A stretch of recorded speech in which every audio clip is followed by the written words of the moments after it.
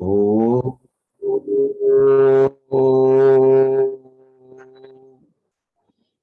श्री साई नाथाय नमः। ओम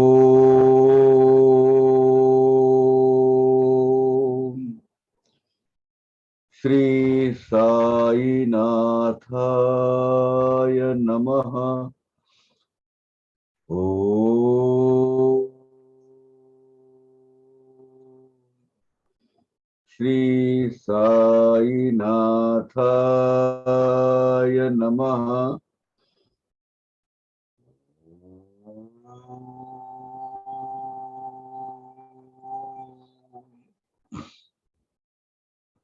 श्री साई नाथाय नमः। ओम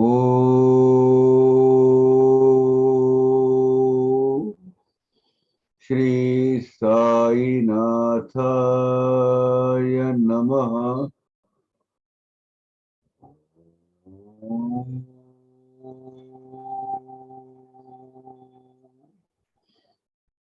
श्री साई नाथाय नमः।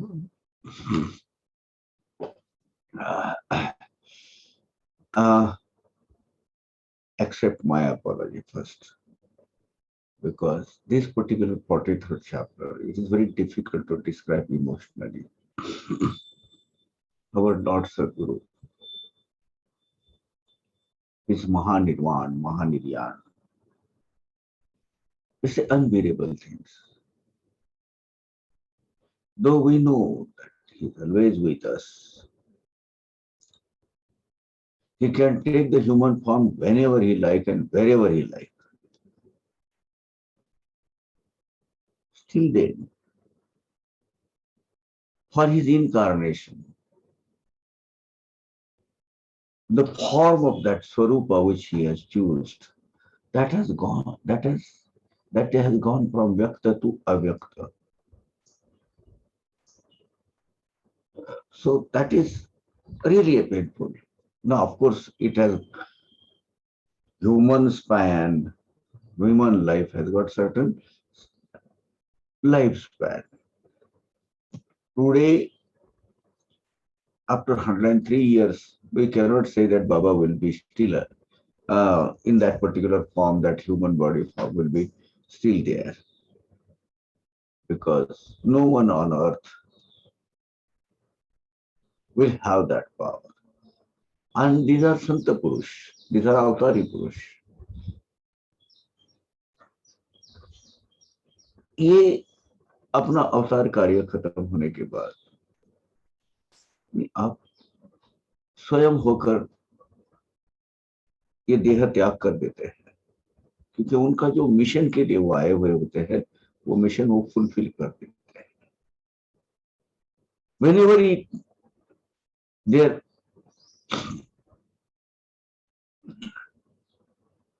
need of time will arise, they will come again. It is up to us that we should not deviate from what they have taught us, what they have preached us. Let us start. We have completed up to 125.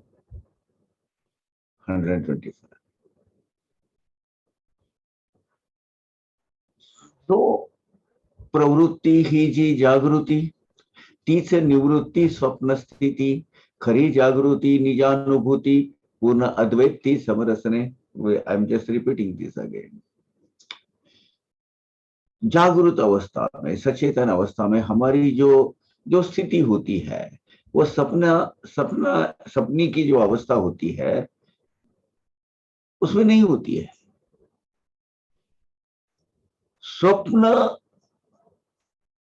सपने में हम जो सपना देखते हैं, सपने में जो हम दृश्य देखते हैं, उस कारण विरक्ति आना, ये अपने आप एक महत्व रखता है कि इसका कारण है कि सपना हमें हमारा सच्चा वास्तव रूप बताता है। ये आत्मानुभूति है, यही ये अनुभव है, ये जागृत अवस्था है।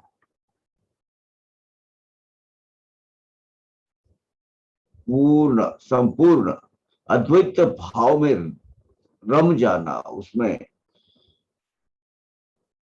उसमें लीन रहना, सर्व साक्षी सर्वठाई समरूप में जो भगवंत भरा हुआ है, ये मोह ये प्रकृति में ये सब दृश्य जात, ये सब दिखते हैं, जड़ चैतन्य चर अचर, ये जो सब दिख रहा है, ये चर अचल जड़ जीव, जब सब जो हम देख रहे हैं वो ईश्वर का ही रूप है।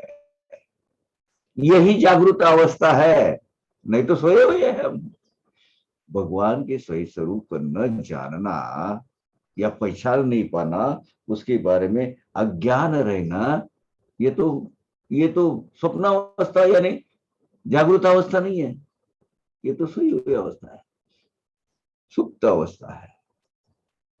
ज्ञानी अज्ञानी सर्व आश्रित, खरोखरी प्रेम अत्यंत सर्वावरी प्रेम अत्यंत, जीवा मुनि मानी आप्त, वेदना तेथ यत्किंचित। बाबा सब प्रकार के भक्तों को अपना समझकर, अपने जीवन का, दिल का, जिगर का एक टुकड़ा समझकर सब पर सही समान वृत्ति से प्रेम करते थे, लगन रहती थी उनकी, आपस में एक भाव रहता था। बाबा के पास किसी तरह का भेदभाव नहीं था, कितना ऊंचा हो, कितना छोटा हो, कितना अगले जाति का, कितना पिछड़े जाति का, कितना श्री अमीर है, कितना गरीब है, ये डिफरेंस जो प्रकृति ने बनाया वो माने नहीं रखते थे उनके पास। वो कुछ, उन्हें वो अहमियत देते ही नहीं थे, वो इंपॉर्टेंस देते ही नहीं थे, उसकी तरफ देखते नहीं थे। वो आदमी, वो जो ह्यूमन बीइंग है, वो कितना शुद्ध है, कितना प्योर है, कितना शुद्धात्मा है, उसके ऊपर बाबा का ख्याल रहता था। मनुष्य रूपे देवची होते, सही बात है, जरी हे आनिले प्रतीती ते, परी त्याची आदळी वाळते ते, बळी पडले ते समस्त। प्रत्यक्ष भगवंत परमात्मा परमेश्वर, शायद ये हो गया लेकिन फिर से मैं लेता हूं। पर्वत बाबा प्रत्यक्ष भगवंत परमात्मा परमेश्वर का अवतार है, ये अनुभूति सबको आती है और सब आई हुई है, आज भी हमें आती है। लेकिन साई माँ का वो जो दुलारना प्यार प्यार, वो हमें माता की प्यार से अत्यंतिक प्रेम, भक्तों पर जड़ी हुई प्रीत की वजह से हमें वो एक अवतारी पुरुष है, यही भूल गए, भूल पड़ गए हमें कि वो तो हमें तो हमारे पिताजी, हमारे माताजी, हमारे सब कुछ उसमें नजर आते थे, लेकिन वो ईश्वरीय अवतार थे। हमारी वो नजदीकी आपस में जो, हालांकि ये बहुत अच्छी बात है कि हमें बाबा वो फॉर्म में नहीं दिखते, हम बाबा हमारे लगते हैं, हमारे वजूद का एक हिस्सा, हमारे जीवन का एक हिस्सा, हमारे घर के सीनियर मेंबर लगते हैं। उनके मार्गदर्शन से हमारा जीवन बीतता है, इसमें खुशी है।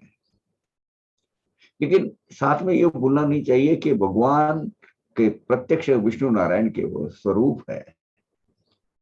कोनासी दिदली धन संपत्ति, कोनासी संसार सुख संतति, तेने महान पड़ली भ्रांति, ज्ञान प्राप्ति से आसवले। हुआ क्या, लौकिक संपत्ति जो भौतिक सुविधाएं है, भौतिक कंफर्ट है, ये जो मांगते गए भक्त और वो बाबा देते गए, इसी में सब अटक गए। किसी को ऐश्वर्य दे, किसी को धन संपत्ति दी, किसी को संसार का सुख दिया, किसी को पुत्र संतति धन दी, इसी में हम अपने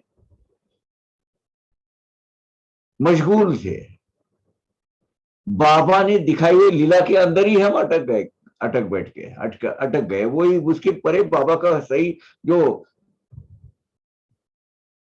सर्वात्मक का सर्वेश्वर वो जो प्रेय, वो जो अस्तित्व है उनका, उसकी भूल की पड़ गई हमें। और ये जो चमत्कार करने वाले, तरह तरह की लीला दिखाने वाले, सबको जो भी चाहिए वो देने वाले बाबा, यहां तक कि हम सीमित रखा बाबा ने, बाबा को। चमत्कार को नमस्कार, ये जो कहावत है, सभी जन, सभी जन उस वक्त में अभी भी ये भूल गए कि बाबा के अस्तित्व में, बाबा के पास शाश्वत सुख का भंडार है, ज्ञान है, ब्रह्म ज्ञान है।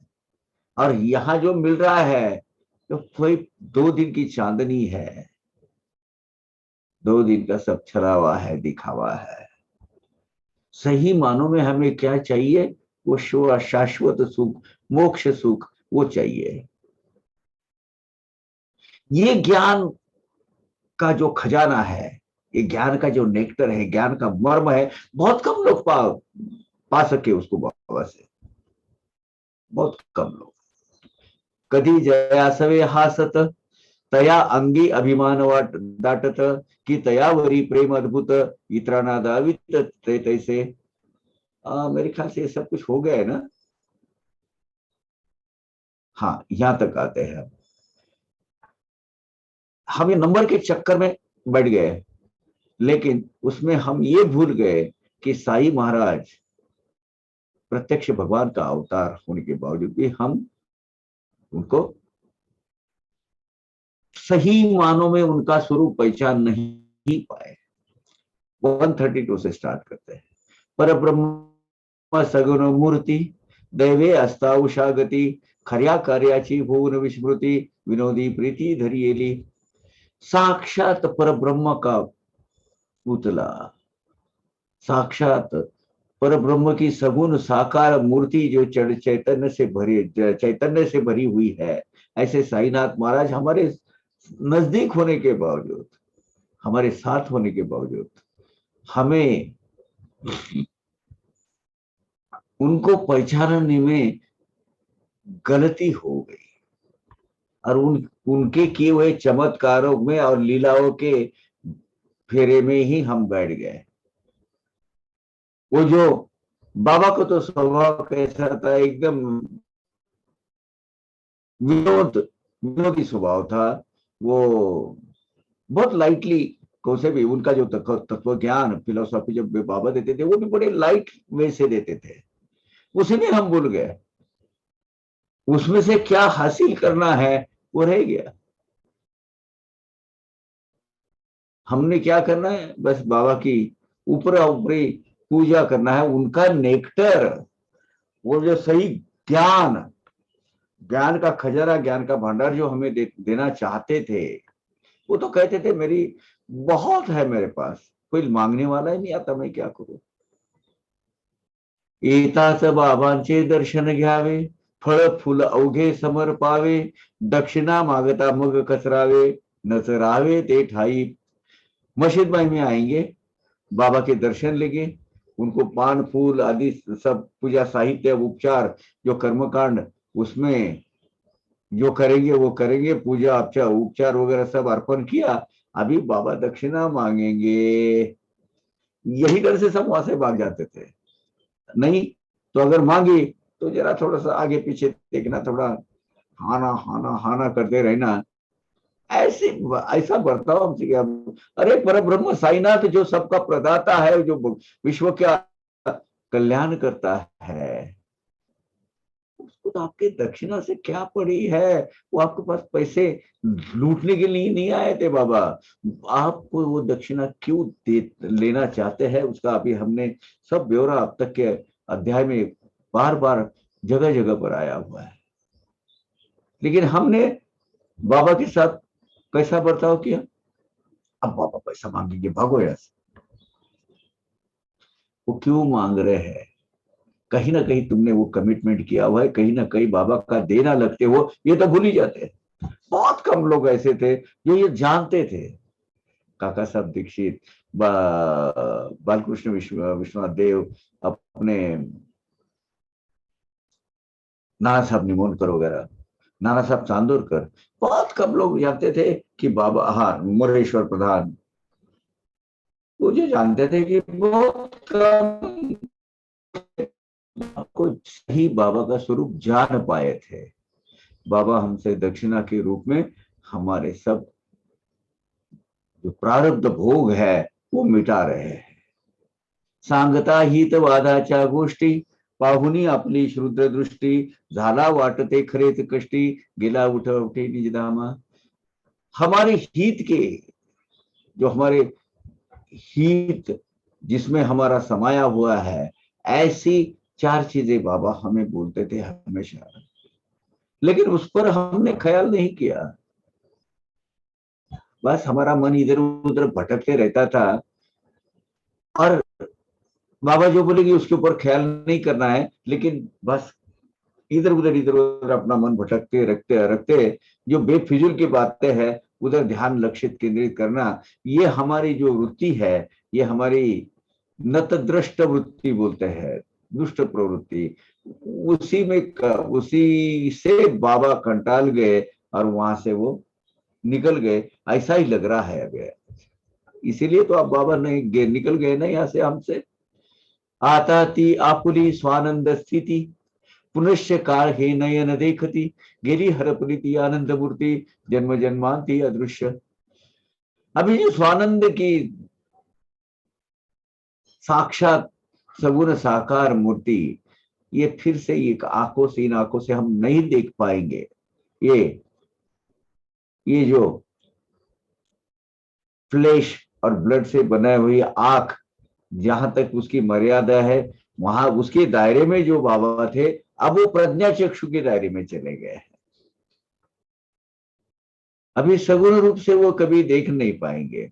हाँ, आपकी भक्ति में वो तीव्रता है, आपकी भक्ति में वो ताकत है, तो बाबा सगुण साकार रूप में भी सामने आते हैं। वो तो सबने अनुभूति ले ली है। हम तो जन्म जन्म के दरिद्री है, सही बोलो तो, और ये दरिद्री की वजह से हम बाबा को खो बैठे, नहीं बाबा का सगुण साकार रूप खो बैठे हैं। अभी बाबा का वो सगुण साकार रूप हमें कभी दिखेगा नहीं। जहां वो शिरडी में बैठते थे, वो नजारे, बाबा का वो जो दरबार का जो ठाट बाट है, वो हमें नहीं देख, हम हमारे नसीब में नहीं है। हा हा दारुण कर्म देखा, अंतरला ठाईचा साई सखा, निर्हेतुक दयाद्र दया सारिखा, झाला पारखा मासे। हमारे अघोर कर्म से, हमारे ये गम नसीबी से, दरिद्री नसीब से, हम साई भगवंत जैसे सखा, हमारा चाहने वाला, हमारा हमने वाला, हमारे साथ में सुख दुख में हमारा हमेशा शरीक रहने वाला, हमारा सब कुछ साई बाबा, हमारे साई बाबा के साई भगवान को हम हमेशा हमेशा के लिए अभी कभी नहीं देख पाएंगे। उनकी मूर्त, उनकी जो प्रतिमा है, बस इसी में हमें उन्हें देखना है। ये हमारे हीन कर्मों का फल है। ये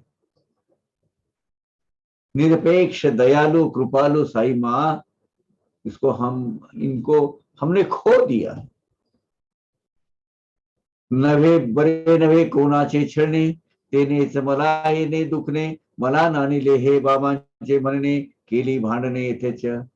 किसको भी छलना अच्छा नहीं है। आप किसी को उसका छल कपट से उसको त्रास देते हो, उसको तकलीफ देते हो, तो मैं बीमार गिर जाता हूं, मुझे बीमारी आती है। बाबा हमेशा कहते थे ये, लेकिन हमने उनके बोलों पर, उनके जो बोलने पर, उनके अमृतवाणी पर ख्याल ही नहीं किया। आपस में भरकस झगड़ा फसाद करते रहे। छळ करिता भक्ता भक्ता, आम्ही मुखलो की साई नाथा, होतो तयाचा अंताप आता, आठवती वार्ता तयाचा। हम एक दूसरे के बस खामियां देखने में ही हमारा जीवन बिता दिया हमने। बाबा जैसे परमात्मा परमेश्वर साथ में होने के बावजूद भी है, हम आपस में ही एक दूसरे का हेट्रेड स्वभाव से द्वेष करते थे। भक्त भक्त के अंदर कुछ क्या बोलते हैं, बिना वजह कुछ भी बोलकर चहाड़ी लगाते बोलते हैं उसको, कुछ भी गलत कान भरकर एक दूसरे के साथ झगड़ा करते रहे। परिणाम स्वरूप ये हुआ कि साई भगवान के जैसा हमारा साई सखा, हमारा अंतरिका पाठी रखा, हमारा ये साईनाथ भगवान को हम खो बैठे। अब इस बात का पछतावा होता है। बाबा के वो बोल ध्यान में आते हैं तो बुरा लगता है, आंख से आंसू आ जाते हैं कि अरे बाबा ने ये, बाबा के होते हुए हम इसका फायदा क्यों नहीं उठा पाए। एक तो कम नसीब वाले, ऊपर से ध्यान नहीं दिया, यानी नसीब से भी कम और ऊपर से कर्म भी हमारे दरिद्री। 8 वर्षाचा बाळ जरी प्रकट होईल मी मागू तेनी, ऐसे महाराज भक्ताला गुणी आहेत सांगुनी राहिले।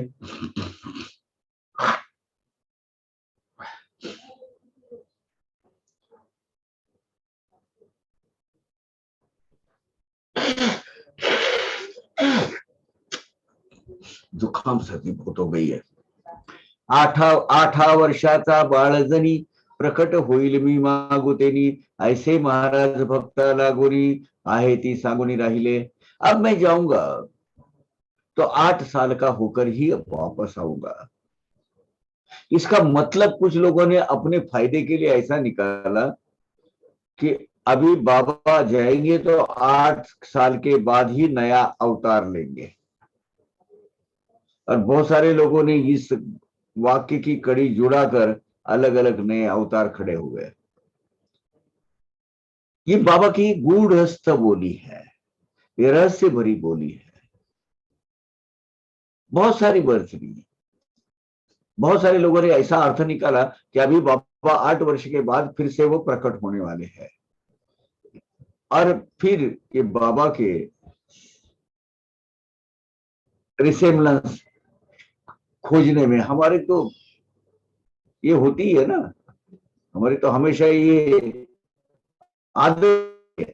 हाँ बाबा ऐसा बोले तो अभी कोई ना कोई 8 साल के बाद आएगा, और जो उससे थोड़ा सा रिसेम्बलेंस दिखाने लगा बस उसी को बाबा समझ के बैठ गए। जानबूझकर फैलाए हुए ये ढोंगी बाबा की बुआ बाजी जो की है, उसको हाँ उसके हम बली साबित होते हैं। ये बोली का जो शंका समाधान है, आगे की दो वो भी आप पढ़ेंगे तो उसमें बाबा ने क्रिस्टल क्लियर कर दिया है। इस पर ख्याल करना जरूरी है। आहे ही संतांची वाणी, वृथा मानू नये कोणी, कृष्णावतारी चक्रपाणी केली करणी ऐसीच। हाँ, बाबा के कहने का ये जो मतलब है वो किसके साथ जुड़ा हुआ है, कृष्ण अवतार से जुड़ा हुआ है। ये संत शिरोमणि साई भगवान के बोल है, ये गलत नहीं हो सकते, ये मिथ्या नहीं हो सकते। बाबा की वाणी निरर्थक साबित नहीं हो सकती, अर्थहीन साबित नहीं हो सकती। कृष्ण भगवान के अवतार में विष्णु भगवान ने यही लीला की है। क्या की थी, क्या लीला, अगली वो भी पढ़िए। 8 वर्षाची सुंदर कांती, चतुर्भुज आयुषी पुढे बंदी शाळे प्रति कृष्णमूर्ती प्रकटली। जब कृष्ण भगवान पहले प्रकट हुए तो चार हाथ, 4 बाहु, शंख चक्र गदा आदि शस्त्र के साथ धारण किए हुए, मतलब महाविष्णु का जो अवतार है वो 8 साल के होकर इनके देव की माता के सामने प्रकट हो गए। 8 साल का उनका वो दैदीप्यमान तेजोमय ऐसा स्वरूप बाल कृष्ण का स्वरूप देखकर देवकी माता के सरब जब वो बंदीशाला में थी उसके सामने आकर खड़े हो गए। तेथे कारण भूभार हरण, येथे दीन भक्त उद्धरण, तरी किमर्थ शंका जनन, अतर के विंदान संतासी। अभी वहां क्या था, जमीन पर जो पापों का बोझ बढ़ गया था, ऐसे जो कंस जैसे लोग, जरासन जैसे लोग, ये वहां जो पाप की राशियां खड़ा कर कर वहां यहाँ का जीवन जो पूरा तितर बितर कर रहे थे, डिस्टर्ब कर रहे थे, इसीलिए कृष्ण के अवतार का उद्देश्य क्या था, भूमि पर हुए हुए पापों का भार हल्का करना है, सज्जनों का रक्षण करना है, दुर्जनों का नाश करना है, या दीन जनों का भक्तजनों का उद्धार करना है, और थोड़ा सा धुंधला सा हुआ भक्ति मार्ग फिर से पटरी पर लेकर आना है। मुमुक्षु जीवों को जहां सही में उनको अपने स्वरूप की पहचान, भगवान के स्वरूप की पहचान करके लेनी है, उनको भक्ति मार्ग पर लगाना है। धर्मा का अभी का जो अवतार है, उस वक्त का अवतार है पापों का नाश करने के लिए कृष्ण अवतार। अभी का अवतार क्या है, धर्म का सही अर्थ लगाकर कर्म कांड के बंधनों में, श्रृंखला में सीमित हुई ये जो भक्ति है, वो भक्ति का मार्ग सबके लिए खुला करना, धर्म तत्वों की मुक्तता करना उससे। और हम एक ही परमेश्वर बंदे हैं, सबका मालिक एक है, हम उसी से, हम सब उसी से है और उसी को अकाउंटेबल है।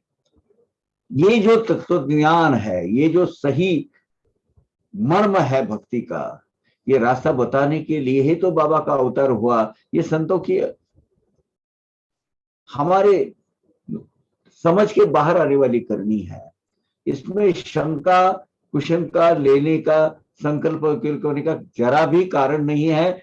ये तो स्पष्ट मात्र है कि बाबा का अवतार किस लिए हुआ था। उस वक्त की जरा आप सोशल परिस्थिति देखें, परिस्थितियां देखोगे तो उसमें पता चल जाता है।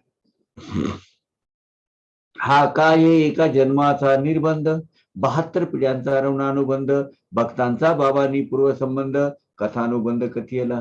भगवंत का ये अवतार ये केवल एक जनरेशन के लिए सीमित नहीं था और नहीं है।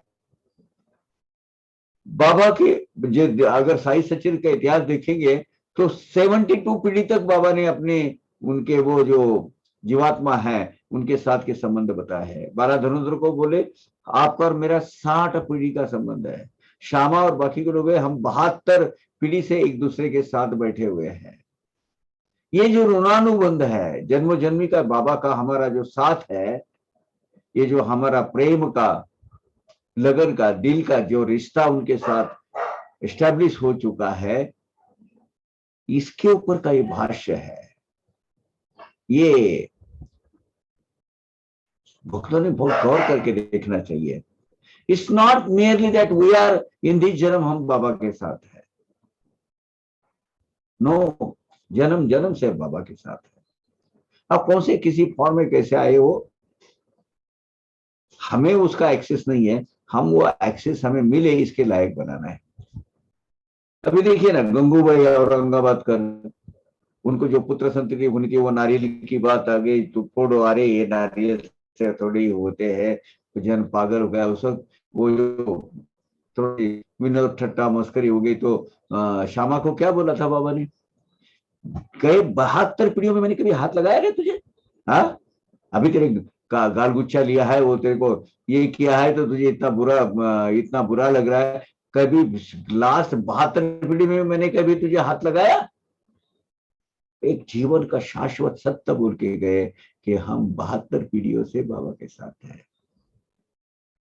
है ना। तो अपने लक्ष्मीबाई खापर्डे 5 जन्मों का उनका लेखा जोखा ब्यौरा बाबा ने बताया था। बाबू का 3 जन्मों का बताया, बाबू प्रधान का। कितने लोगों को, माधव राव से जो ऋणानुबंध थे वो 72 पीढ़ियों के बताए थे। बाला साहब धुरंधर के 60 पीढ़ियों के बताए थे। ऐसे बांधुनी प्रेम फासा, वाती महाराज गेले प्रवासा, येथील मागुतेनी हा पूर्ण भरोसा, भक्त मानसा झाला से। भक्तों ने अपने भक्तों को ऐसे अपने प्रेम पाश में, प्रेम के बंधन में बांध कर, मर्यादित रखकर, अपने साथ रखकर बाबा अगले उनके मिशन पर निकल गए। बाबा फिर से प्रकट होंगे, सब भक्तों को बिल्कुल 100% खातरी है, सच्चाई ही है। सबको लगता है नहीं बाबा आएंगे, भक्तों की यही तो भावना है। इसीलिए तो भक्तों ने सच्चे दिल से पुकारने के बाद साईं बाबा आज भी प्रकट होते हैं और तरह तरह की अनुभूति सबको देते हैं। गीता जागता बहुत सारे उदाहरण हैं। आज भी देखिए ना, 2-4 साल पहले खुद वहां जाके वो निम्बर्ग में प्रकट हुए थे।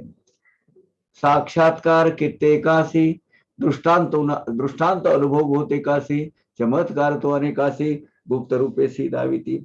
आज भी बाबा प्रकट होते हैं, कई भक्तों को दर्शन देते हैं, दृष्टांत के माध्यम से, अन्य माध्यम से बाबा एक विलक्षण अनुभूति देकर जाते हैं। ऐसे अपूर्व लीलाएं बताते हैं, सूक्ष्म लेवल पर गुप्त रूप से बाबा एक ऐसी सूत्र संचालन करते हैं और हमारे योगक्षेम की, हमारे घर गृहस्थ की, हमारे सांपत्तिक स्थिति की भी बाबा ख्याल रखते हैं, ये चिंता करते हैं।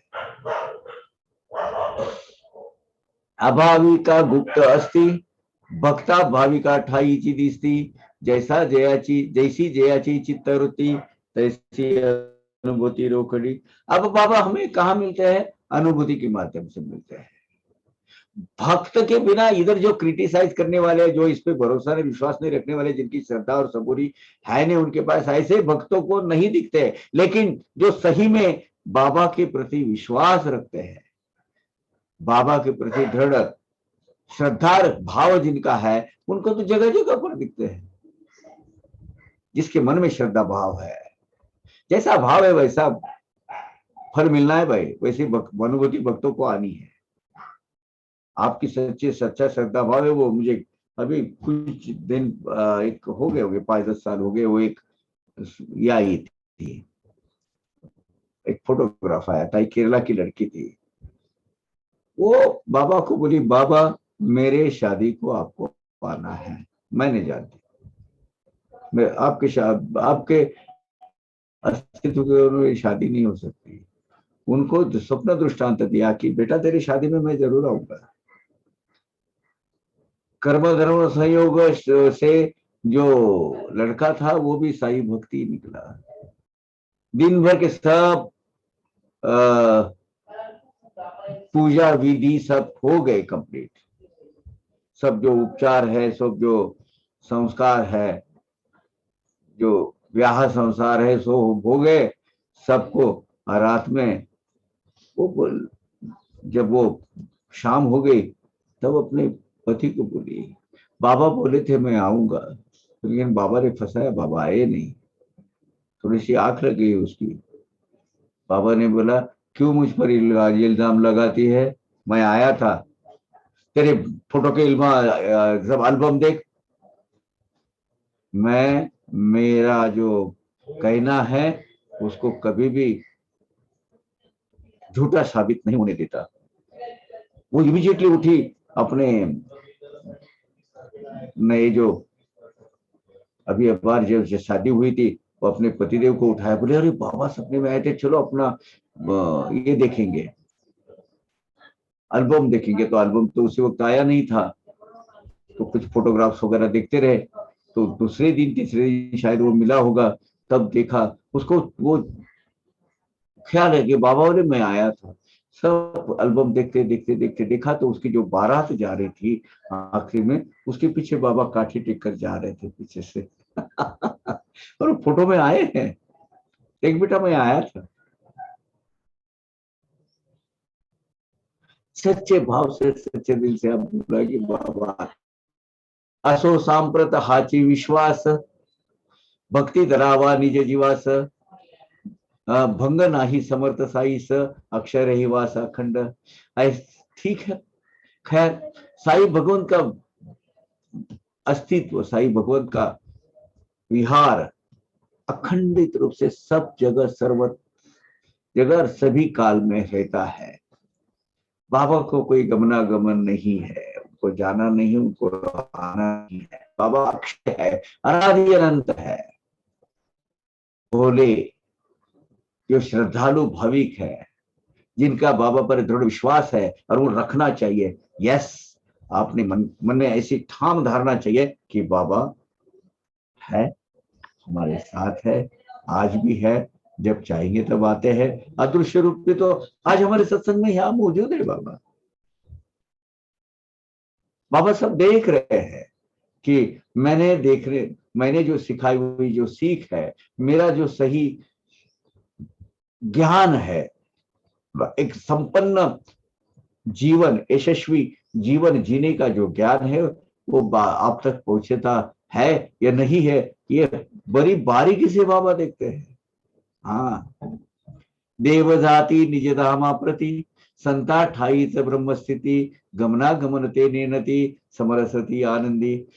संतों को गमनागमन नहीं होता है, संत कभी आते नहीं, संत कभी जाते नहीं, और तो वो ब्रह्म स्वरूप होते हैं। भगवान को भी अपना अवतार कार्य खत्म होने के बाद अपने मूल स्वरूप जो है उसमें, अर्थात ब्रह्म स्वरूप में विलीन होना पड़ता है, वो प्रवास करना पड़ता है। लेकिन संतों को ऐसा नहीं है, संत स्वयं ही ब्रह्म स्वरूप है, उनको जाना आना नहीं होता है। संस्था, ये जो स्वस्थान में जो है पवित्र तीर्थ क्षेत्र में, वही वो ब्रह्मानंद में लीन रहते हैं। मनोनी आता हेची विनंती, नम्र पूर्वक करी तो प्रणति, साना थोड़ा अवज्ञा प्रति, सादर चित्ती अवतारा। इसीलिए ये हिमाड़ पंथ आपको सब छोटे बड़े, सब बूढ़े बच्चे को विनम्रता पूर्वक प्रार्थना करता हूं, आपको अभिवादन करता हूं कि वो जो क्या मैं कहना चाहता हूं वो ध्यान देकर सुनिएगा। जड़ो उत्तम श्लोक संगति, गुरु चरणी निष्काम प्रीति, गुरु गुणानुग्रह कथनाशक्ति, निर्मल भक्ति प्रकट हो। तो इसके आगे हमें हमारे जीवन में क्या बदलाव होनी चाहिए और क्या वेलकम क्वालिटेटिव चेंजेस आनी चाहिए, तो वो देखते हैं। साईं भगवान के गुण वर्णनों का, उनकी स्तुति करने का, उनका गुणगान गाने का, उनका भजन गाने का, वो उनका सत्संग करने का, ये जो मार्ग है आप अपनाओ।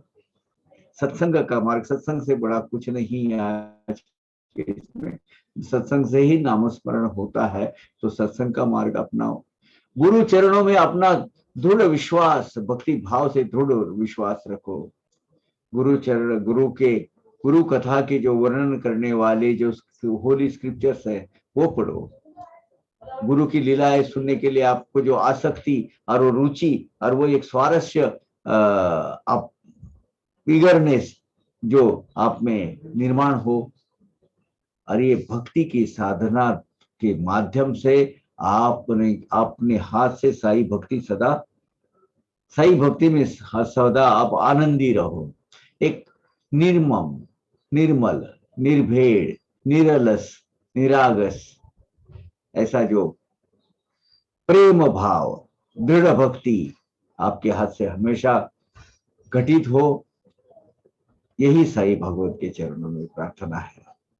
जड़ो प्रीति अनवच्छिन्न, न होत स्नेह पास भिन्न, असोत भक्त सुख संपन्न, रात्रंदीन गुरुपदी।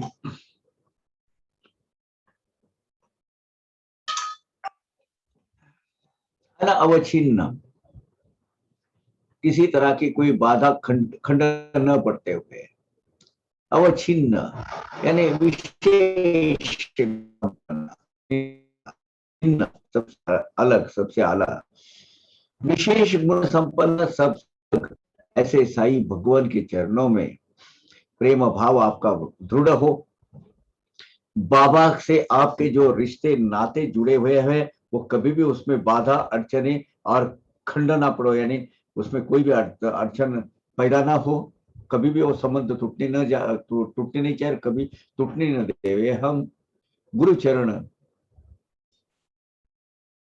गुरु चरणी बाबा हमारे प्रत्यक्ष गुरु भगवान है, उनके भक्त उनके चरणों में हमेशा लीन रहे और एक सुखी सुख संपन्न समाधानी आयुष्य हम जीते रहे। असो पुढे त्या देहाचे उचित, करावे काय हे निश्चित, येच ये विचारी जन समस्त, शिष्य ग्रामस्थ लागले। खैर वे बाबा के देह के जो उत्तर क्रिया है वो किस तरह से करनी चाहिए, ये सब विचार में सब भक्तगण ग्रामस्थ पड़े। अभी उनकी मजार खुले इसमें बांधना है कि बुटीवाड़े में बांधना है, यही उलझन में सब पड़े गए। श्रीमंत मोठी मोठे भावुक, जणू या पुढील भविष्याचे स्मारक, टोले जंगवाडा सुखकारक, बांधुनी स्थायिक ठेविला। श्रीमंत श्री बापूसाहब बुट्टी भाविक भक्त, जैसा इनको आगे ये बाड़ा बाबा के लिए बांधा है, ऐसा वो तो बाबा के लिए बांधा था, वो सब पूरे अभी जो बाबा ने एक एक जो संकेत दिए थे, बाबा ने एक एक जो अपने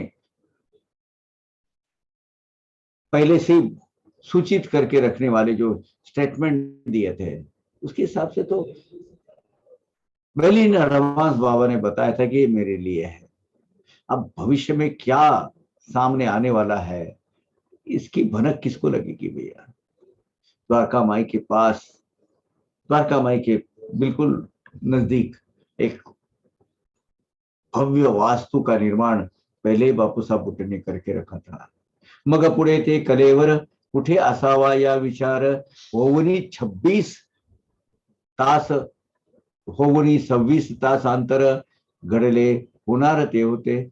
मग बाबा के देह को किस तरह से गति दी जाए, उनको अंतिम क्रियाकर्म कैसे किए जाए, इस पर लगभग 26 घंटा विचार विमर्श होता रहा। बराबर है। पहले मैंने 15 तारीख को 16 क्या कितने 2:35 में गए और 16 तारीख के दोपहर को 4:30 बजे के करीब बाबा का वो अंतिम यात्रा का प्रोसेस स्टार्ट हो गया। तो 26 घंटा तो बराबर हुआ था।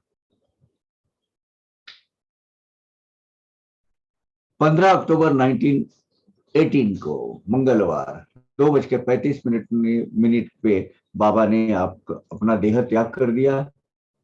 और सब ये झमेला होने के बावजूद बहुत चर्चा के अंतर में by giving various deliberation to the issues 16 अक्टूबर 1918 को दोपहर को 4 बजे 4:30 के करीब बुट्टीवाड़ा में वो देह को चिर विश्रांति मिल गई।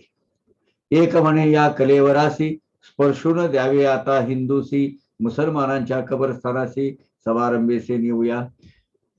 भक्तों में से बहुत गुट तैयार हुए। एक गुट जो कह रहा था कि नहीं, अभी ये बाबा मुस्लिम थे तो मुस्लिम रिवाज के हिसाब से इनका दफन होना चाहिए और एक कब्रिस्तान में जाना चाहिए और वहां हम एक जुलूस के साथ वहां लेके जाते हैं। ऐसे इस मत का एक गुट भक्तों में पड़ गया, एक पक्ष हो गया। दूसरा पक्ष कह रहा था दुजा मने हे कलेवर, ठेवावे निवून उघड्यावर, थडगे एक बांधावे सुंदर, तयात निरंतर रावे ते। और एक दूसरा जो बीच में ही जो ये गुट था वो बोले एक काम करते हैं, खुले मैदान में किसी जगह पर बाबा का ये जो कलेवर उसको अंतिम संस्कार करते हैं खुले इसमें, क्योंकि वो मुस्लिम धर्म के थे, उनकी मजार वहां बांधनी चाहिए, वो मजार में उनको रखना चाहिए और निरंतर उसको अच्छा ये करना चाहिए, अच्छा उनको देखभाल करनी चाहिए। यही एक कारण है कि अपने काका साहब दीक्षित बोले ठीक है खुले में बांध देंगे, लेकिन हम हमारे गुरु की ऐसी अवहेलना नहीं होने, ह्यूमिलिएशन नहीं होने देंगे। खुली जबान ठीक है, 2 लाख रुपए अभी दे दो, सब तैयार करो, वहां हम उसका निर्माण करते हैं छत का, उसके अंदर वो मजार रहेगी। है सब लोग तैयार? फिर सब लोग उड़ गए क्या बोले, ना ना ना बोलने लगे। बोलते को दिए, हाँ खुले में अपने मजार बांधेंगे। अरे खुले में मजार बांधेंगे, हमारे बाबा को ऐसे खुले में छोड़ देंगे? उनके लिए पूरा एक वास्तु का निर्माण करेंगे, उसके लिए 2 लाख रुपए चाहिए, उस वक्त के 2 लाख, आज 2 करोड़ के ऊपर। रखो बोले, तैयार हूं मैं, चलो। अगर ये तुम नहीं तैयार हो तो फिर बाड़े में रखना चाहिए। इसी पक्ष के काका साहब दीक्षित और बाकी के बहुत सारे लोग थे। खुशाल चंद अमीर शक्कर यांचाही होता हाची विचार, परी वाडियात पडे हे शरीर, होते हे उत्तर बाबाचे। अभी खुशाल चंद सांझी, ये जो रहता वाले, अमीर शक्कर जो कोराड़ा से आए थे, ये सब लोग जो है, ये सब लोग यही विचारधारा के थे कि नहीं, खुले में बाबा का ये होना चाहिए, अपना मजार बांधनी चाहिए। लेकिन बाबा के आखिरी वर्ड क्या थे? वाडियात पड़ो हे शरीर, यानी मेरा जो कलेवर है, वो मेरा जो शरीर है, वो शरीर बाड़े में रखा जाए। ये आखिरी उद्गार थे बाबा के। तो उसके लिए बाकी के लोग बोले नहीं, नहीं होना चाहिए। और इसके ये जो गुट है, ये बड़ा शक्तिशाली, स्ट्रॉन्ग, सामर्थ्य वाला और डिटरमाइंड था, और उनका नेतृत्व करे थे, भगवान उनका भला करे, उनको हमेशा शाश्वत सुख प्रदान हो, रामचंद्र दादा कुटे पाटिल। ये रामचंद्र दादा कुटे पाटिल जितने निष्ठावान सेवक थे शिरडी गांव के, उस वक्त मुखिया थे, वो पाटिल पटेल थे, वो ग्राम प्रमुख थे। वो वो लोगों, सब गांव वालों को डिटरमाइंड वे से बोला, नहीं देखो, इसके सिवा कुछ नहीं हो सकता, मेरे बाबा ने बोला है बाड़े में ये शरीर रखना है तो वहीं रखना है। और वो उनको बहुत सारे लोगों ने साथ दिया। और तुम कुछ भी सोचो उसके बारे में, मुझे कोई देना लेना नहीं है, होगा तो यही जो हम चाहते कि बाबा ने चाहा है, बाबा ने कहा है। असो तुमचे विचार काही, समूळ काही आम्हा ते मान्य नाही, वाड्या बाहेरी इतरा ठाई, क्षणभर ही साई ठेवू नये। तुम कुछ भी सोचो, कुछ भी अल्टरनेटिव निकालो, कोई पर्याप्त अल्टरनेटिव हमें सुझाव दो, हम पर कुछ फर्क नहीं होने वाला। बाबा ने कहा है बाड़े में मेरा शरीर रखो, वही होगा, उसी वक्त कैसा भी किया जाएगा, आपका कोई भी प्रस्ताव हमें मान्य नहीं है, और हम वो होने भी नहीं देने वाले। बड़ा टाइट और बहुत, मतलब आज हमको जो साई समाधि के दर्शन होते हैं, उसका श्रेय रामचंद्र दादा कोटे पाटिल को जाता है। शिरडी नगर पंचायत के पहले सदस्य, पहले अध्यक्ष, हिंदू आपले धर्मानुसार, मुसलमान ही तैसाच विचार, योग्य अयोग्य चर्चा प्रकार, संबंध रात्रभर जाहले। हिंदू को लग रहा था कि अपने हिसाब से होना चाहिए अंत्यविधि, अपने अंतिम संस्कार, अपने जो भी है उपचार उसके हिसाब से होना चाहिए। मुस्लिम धर्मियों को लग रहा था कि नहीं, बाबा का दफन होना चाहिए, अपने हिसाब से वो जो कुरान पाक, कुरान खानी, कुरान अपने सब विधि कर उसके हिसाब से होना चाहिए, उनको दफन करना चाहिए। इसकी चर्चा रात भर चलती रही, डिस्कशन, वाद विवाद, परिसंवाद होते रहा, और वैसा बहुत सारे योजनाएं बनाते रहे लोग, क्या करे क्या करे क्या करे।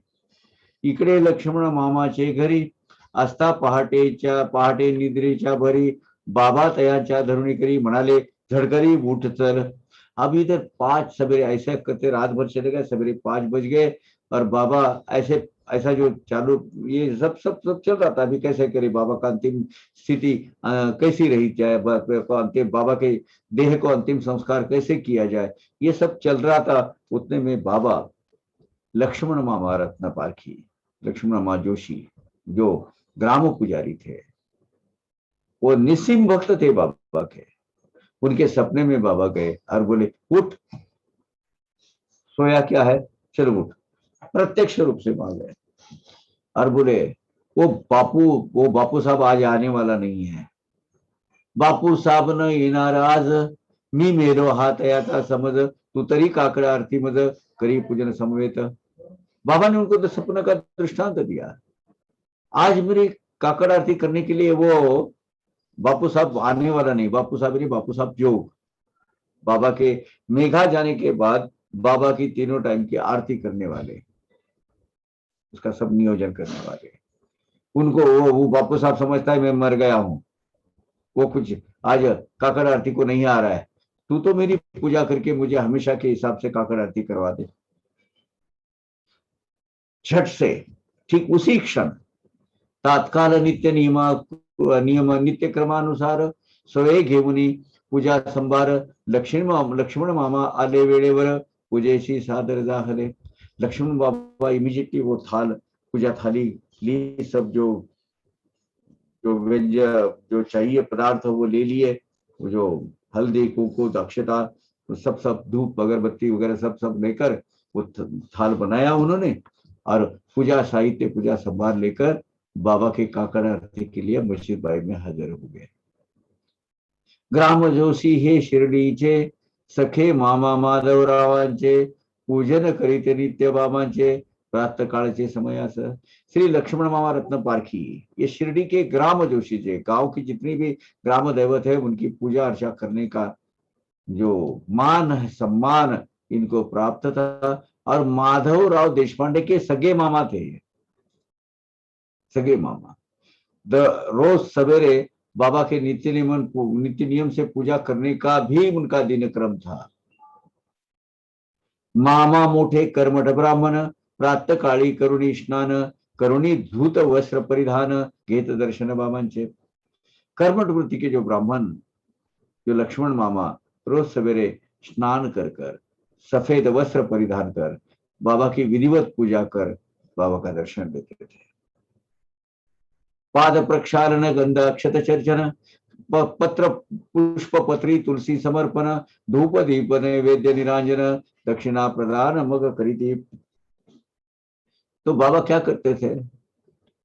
पाद प्रक्षालन,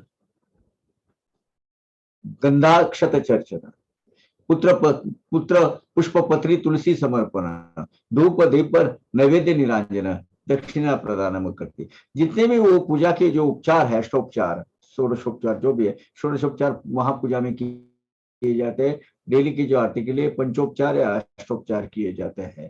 तो बाबा के चरण धोकर पाद प्रक्षालन कर बाबा के इसको इसमें क्या बोलते हैं, माथे पे टीका लगाकर तुलसी पत्र फल फूल अर्पण करते थे और धूप नैवेद्य निरांजन आदि उपचारों के साथ दक्षिणा प्रदान कर बाबा की पूजा करते थे लक्ष्मण मामा।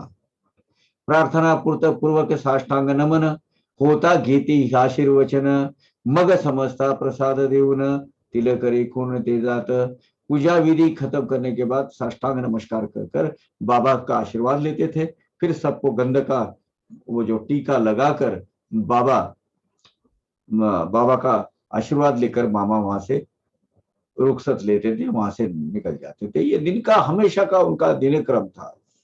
इथुन पुढे गजानन शनिदेव उमारमन, उमारमन यानी महादेव का मंदिर, मारुति राय अंजनी नंदन यांचे पूजन करीते। उसके बाबा का पूजे होने के बाद फिर वो गणपति शनिदेव महादेव इनकी जो मंदिर है ना वो तीनों मंदिर की पूजा करते थे। मारुति का मंदिर ये सब का मंदिर की पूजा करेंगे और फिर आगे के वो जाते। ऐसे सब ग्राम देवता जितने भी थे इनकी विधिवत वो पूजा करते थे लक्ष्मण मामा। ऐसे सर्व ग्राम देवा नित्य पूजित दोषी बुआ मनोनी सागर पूजा त्या शवा प्रेम भावानिति। इस रीति से सब ऐसी रीति से सब ग्राम देवताओं की नित्य नियम से बाबा वो पूजा करते थे। वो लक्ष्मण मामा जोशी उसी दिन बाबा के मृतदेह को पूजा करने के लिए पूजा सामग्री के साथ में मस्जिद बाई में आ गए। मामा आदित्य निष्ठावंत तयावरी साक्षात हा दृष्टांत आले काकड आरती हातात गेला प्रणिपात संकष्ट साष्टांग। लक्ष्मण मामा बाबा के बहुत निष्ठावान भक्त थे, बहुत श्रद्धा थी, असीम श्रद्धा थी लक्ष्मण मामा जोशी की। बाबा ने साक्षात स्वप्न दृष्टांत उनको देकर बुलाया था कि चल मेरी काकड़ आरती करने के लिए आया है। तो नित्य नियम से जो पूजा करने वाले उस दिन में भी विधिवत पूजा काकड़ आरती करने की आज्ञा लेकर वहां पहुंच गए बाबा के पास और पूजा साहित्य काकड़ आरती करा दिए। तो बाबा को नमस्कार किया। मुखावरील वसर काढून करुण सप्रेम निरीक्षण कर चरण क्षालन शुद्धा आचमन सारे ले पूजन यथाविधि। बाबा के वो जो कफन ये ढका हुआ था वो खोल दिया उनका, उन्होंने तो वस्त्र निकाल दिए, हाथ पैर धो दिए, शुद्ध आचमन वगैरह सब जो भी विधि है वो विधि शुरू कर दिया। मौलवी आदि करुण अविंद स्पर्श कराया करिती प्रतिबंध, मामानी न मानिता लाविले गंध, पूजाई संबंध आज सादरीली। उस वक्त सही बोले तो यहाँ बहुत माइल्ड वे से लिखा है, लेकिन बड़ा झगड़े की बात आई थी। वो जो अविंद यानी जो मुस्लिम भक्त जो थे बाबा के, वो बोल रहे थे नहीं नहीं नहीं, ऐसी पूजा अर्चा भी इसके आगे नहीं होनी चाहिए, ये खत्म करो, ये हम नहीं करने देंगे। मामा बोले भाग जा बाजू में, मुझे बाबा का आदेश है, मैं पूजा करूंगा। वो तुम्हारा वो तुम्हारे पास रखो, वो जो जो जो राजनीति करनी है आपको वो बाजू में रखना उधर। मुल्ला मौलवी जो है बहुत ये कर रहे थे, अपोज कर रहे थे उनको, न करने नहीं दे रहे थे मामा को। मामा ने बोला बाजू हट जाओ, पूरा मैं जो करूंगा वो करूंगा, मेरे मुझे बाबा की आज्ञा है।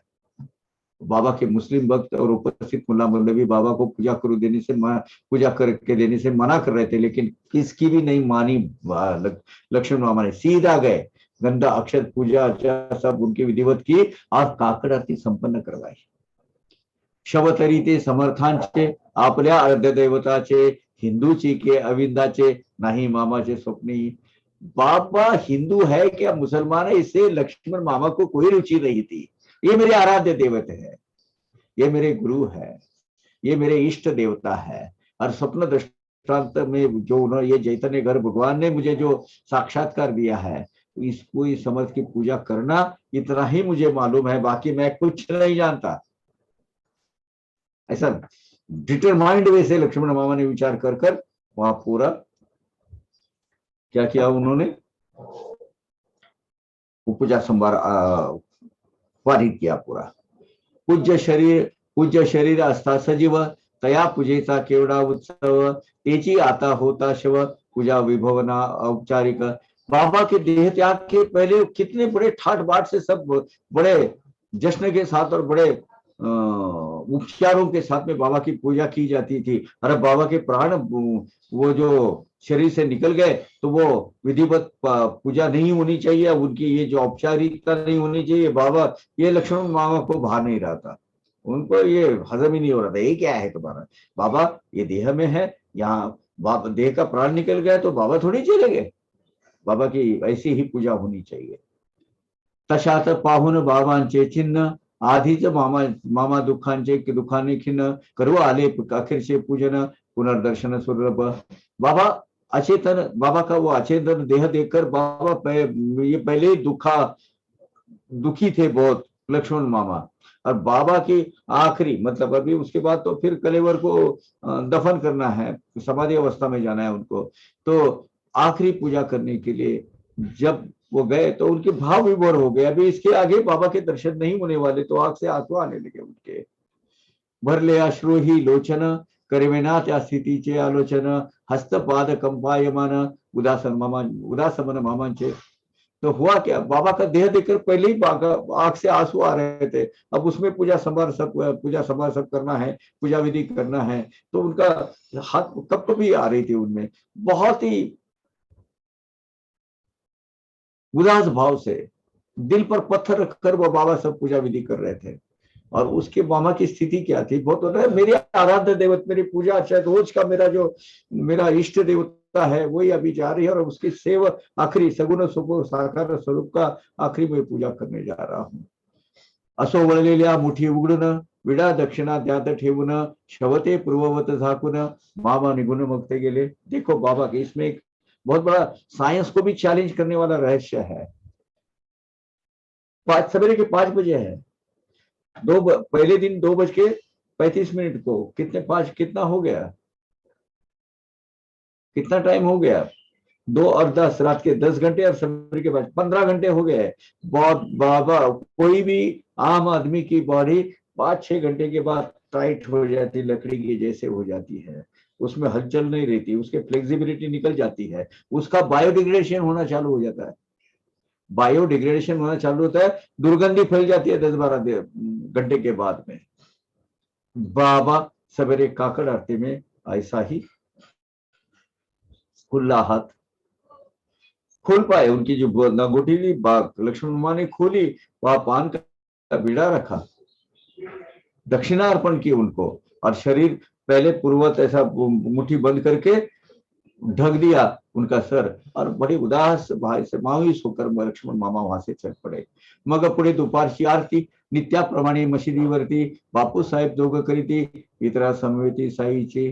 फिर दोपहर की जो आरती, जो हमेशा जो बापू साहब जो करते थे, मासिक मैं भी तो बाबा का कलेवर रखा था, तो दोपहर की आरती भी तय हो गई, संपन्न हो गई. असो येथील येथून पुढील वृत्त पुढील अध्यायी होईल कथित, कैसा बाबांचा देह संस्कारित अति प्रशस्त स्थानात.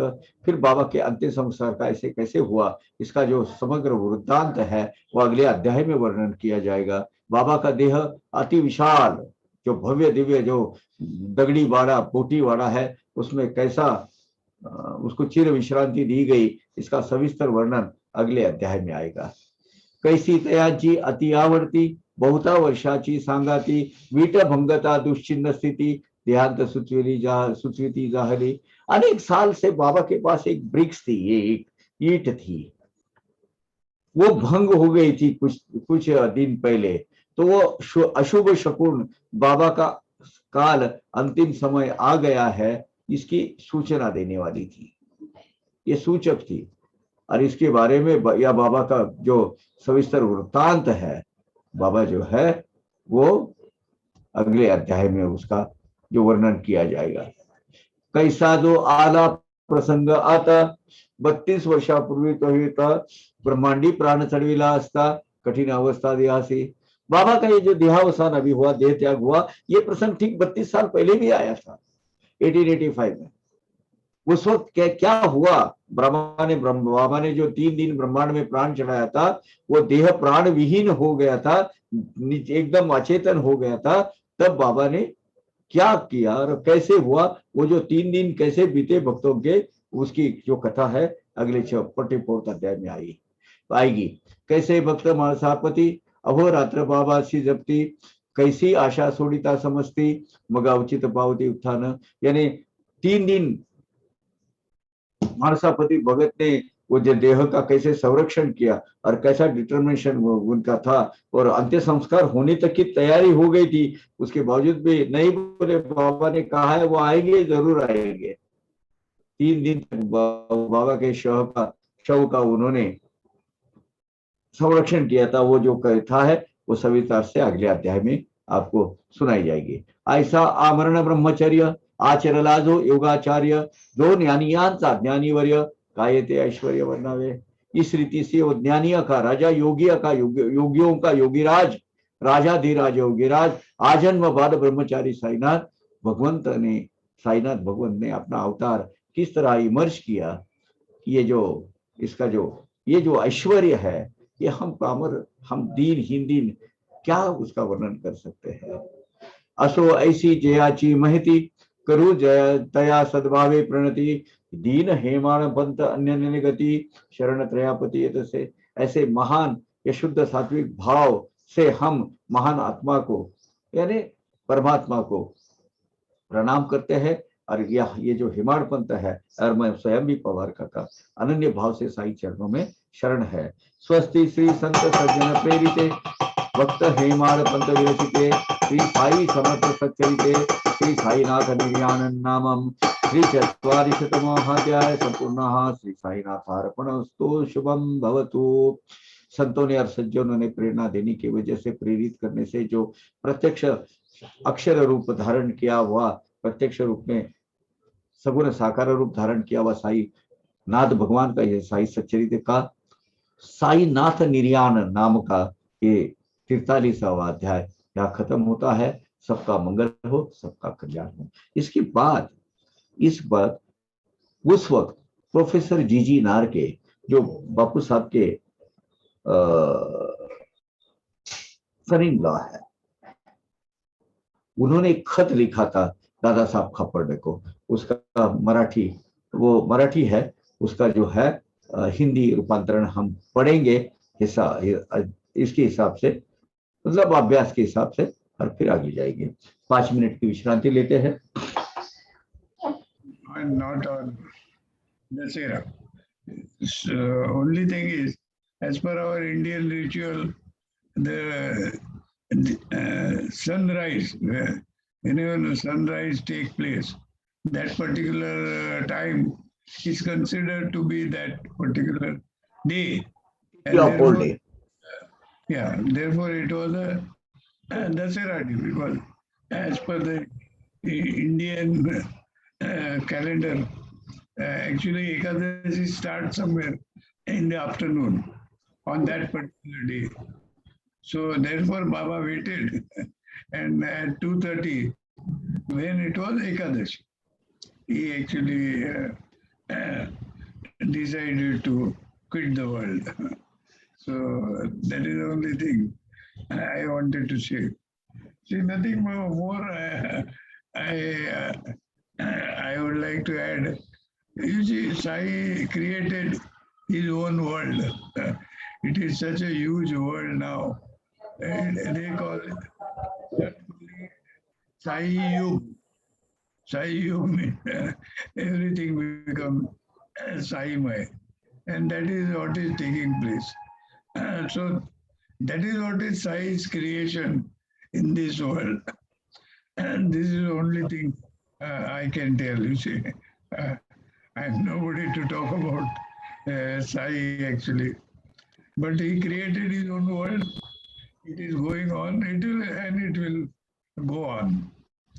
Our job is only to uh, do devotion, Sai devotion. That's all. So that is only I can add.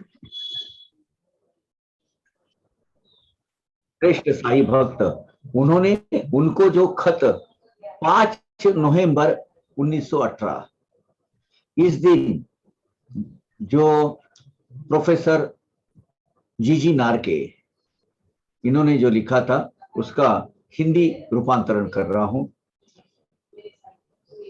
वो आप सुनिएगा। श्री जीजी नारके इन्होंने लिखा हुआ खत, डेट 5 नवंबर 1918। नमस्कार, आपने नागपुर को श्री केशव राव को जो भेजा हुआ खत था वो उन्होंने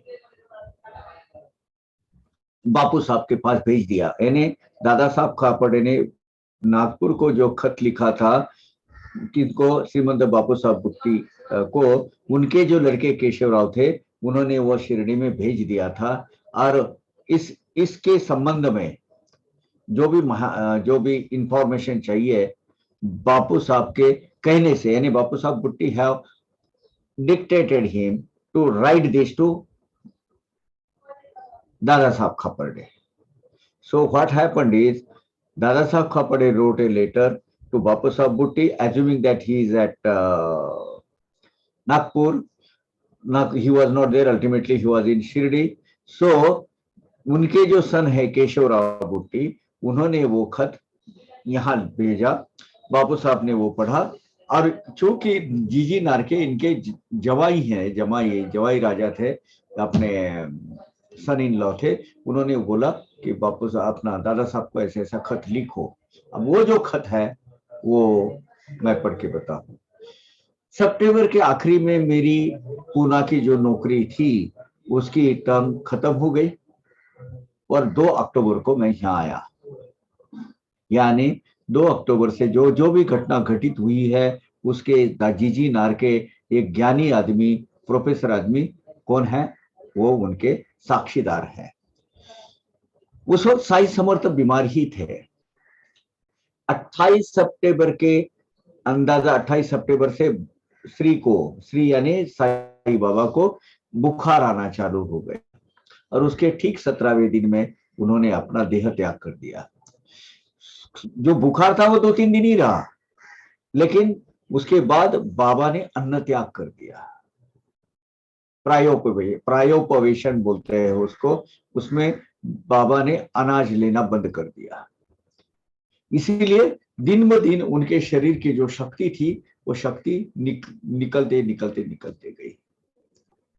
समर्थ के यानी श्री साई समर्थ ने कुछ पहले ही सूचित किया था।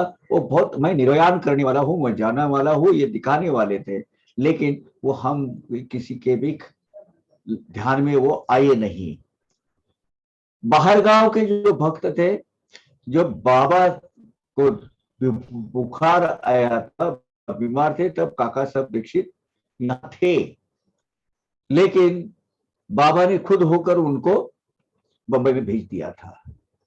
लेकिन बाबा की प्रकृति का वर्तमान सुनकर निर्याण के पहले 3-4 दिन पहले ही वो काका साहब दीक्षित फिर से शिरडी में आए हुए थे। ये सब खत में है, इट्स ए डॉक्यूमेंट्री एविडेंस। 1.5-2 साल से नाना साहब निमोनकर गए, 1.5-2 साल से नाना साहब निमोनकर है, वो समर्थ के, श्री समर्थ के साथ में रहकर, उनके सानिध्य में रहकर उनकी रात दिन सेवा करते हैं, ये तो आपको पता ही है। रात दिन उनके जैसे बाबा के दरबार के सेनापति थे निमोनकर। बस सभी आखिरी के 1.5-2 साल में सब वो सेवा का इंचार्ज उन्होंने ले लिया था, पूरा रात दिन उन्हीं के सेवा में रहते थे।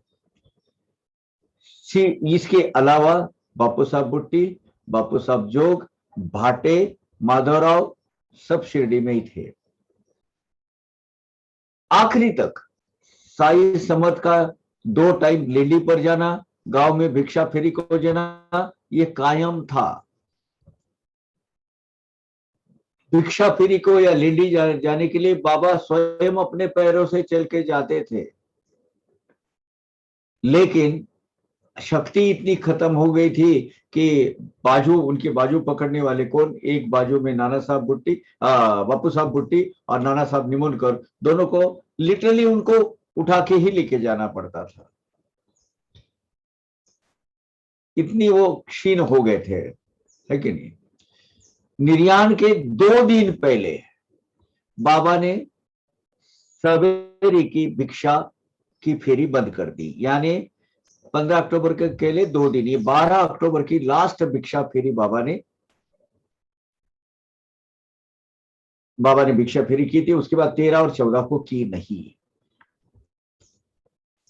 पर अपने जो साईं बाबा थे, सचेतन थे, अच्छे थे, चुस्त पुस्त थे, बड़े उत्साहित थे, और सबको बोलते थे चिंता करने का नहीं, चिंता मत करिए, सबको धीरज सबको देते थे, सबको आश्वस्त करते थे। लेकिन प्रयाण के वक्त जब देह त्याग किया तो किसी को भी पता नहीं लगने दिया। श्रीमद समर्थ जो साईनाथ है, हमेशा अलर्ट थे सबके बारे में। आखिरी के सेकंड तक, आखिरी के क्षण तक भी बड़े सावध थे, ऐसी ग्लानी अवस्था, मूर्छा और मूर्छित अवस्था उनकी नहीं हुई थी। सबको वो धीरज खुद देते थे जाने के पहले 1 सेकंड तक।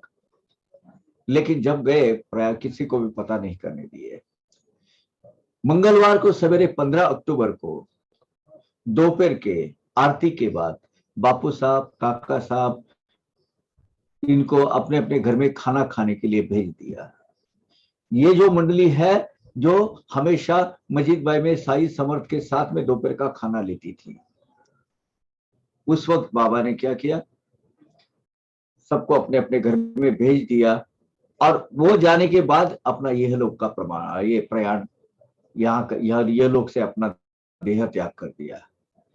जब वो गए तब उनके पास कौन थे? जब वो गए उनके पास लक्ष्मीबाई पाटलीन यानी लक्ष्मीबाई शिंदे, बयाजी अप्पाजी कोते पाटिल, भागोजी शिंदे, बाला सिंपी का जो लड़का लक्ष्मण सिंपी, नाना साहब माधु, ये लोग वहां हाजिर थे। माधव देशपांडे नीचे सीढ़ियों पर बैठे हुए थे। लक्ष्मीबाई पाटिल को बाबा ने जेब से 9 रुपए निकाल कर दिए, और कुछ क्षणों के बाद बाबा बोले, अब मुझे यहाँ अच्छा नहीं लगता, मुझे बाड़े में ले चलो। बाबा बापू साहब भुट्टे के बांधे हुए वो जो इमारत है, वो जो बिल्डिंग है, उसको दगड़ी वाड़ा नहीं तो वाड़ा बोलते थे। बोले मुझे बाड़े में ले चलो, मुझे वहां अच्छा लगेगा। ये आखिरी आज्ञा थी बाबा की, और ऐसी ठीक इसी तरह ही तय हुआ। बयाजी के कंधे पर बाबा ने सिर रखकर अपना प्राण दे दिया। साई समर्थ उस वक्त बैठे हुए थे संबंध बीमारी में, और जब उनको जो कमजोरी आई थी उसमें बाबा बैठकर ही थे। बस चावड़ी में जब जाते थे तो थोड़ा पैर लंबा करके सो जाते थे, इतना ही। आखिरी का दिन आया, आखिरी का वो समय में बाबा की सांस हल्की हल्की हल्की होने लगी। भागो जी का ख्याल उसके ऊपर गया। उन्होंने नाना साहब निमोनकर को बोला, जो नीचे नाना साहब निमोनकर जी बैठे थे, उनको बोला बाबा की सांस हल्की हो रही है। नाना साहब ने पानी का वो जो झारी है ना, वो झारी ली और समर्थ को पानी पिलाने लगे। समर्थ के मुंह से पानी बाहर आने लगा, उलट के, पानी अंदर नहीं जा सकता। पता चला बाबा चले गए हैं, और नाना साहब निमर कर दिए, देवा गया रे तू कैसा करके, उन्होंने जोर से ठहाका मारा। साईं भगवान ने एक बार ऐसी आंख खोलकर देखा, हल्के से हाँ किया और प्रयाण किया। मंगलवार को 15 अक्टूबर को 2:30 बजे बाबा ने देह त्याग कर दिया। श्री यानी साईं बाबा को बाड़े में मुझे लेके जाना, वहां रखना, मुझे वहां अच्छा लगेगा। ये जो उद्गार उन्होंने जो अमृतवाणी की थी, वो सबके ख्याल में आई थी। बापू साहब बुट्टी के बाड़े में श्री का रखने की योजना बनाई गई। जो लक्ष्मण जो मेन ये थी, मुरलीधर की मूर्ति जहां बिठाने के लिए जो तैयारी की थी, वहां खोद काम चालू हो गया। जो श्री कृष्ण की मंदिर बिठाने का जो गाभारा था, वहां जहां समाधि देने के लिए बराबर और उतना ही वो निकला, तो वहां रात भर खोद काम करते रहे।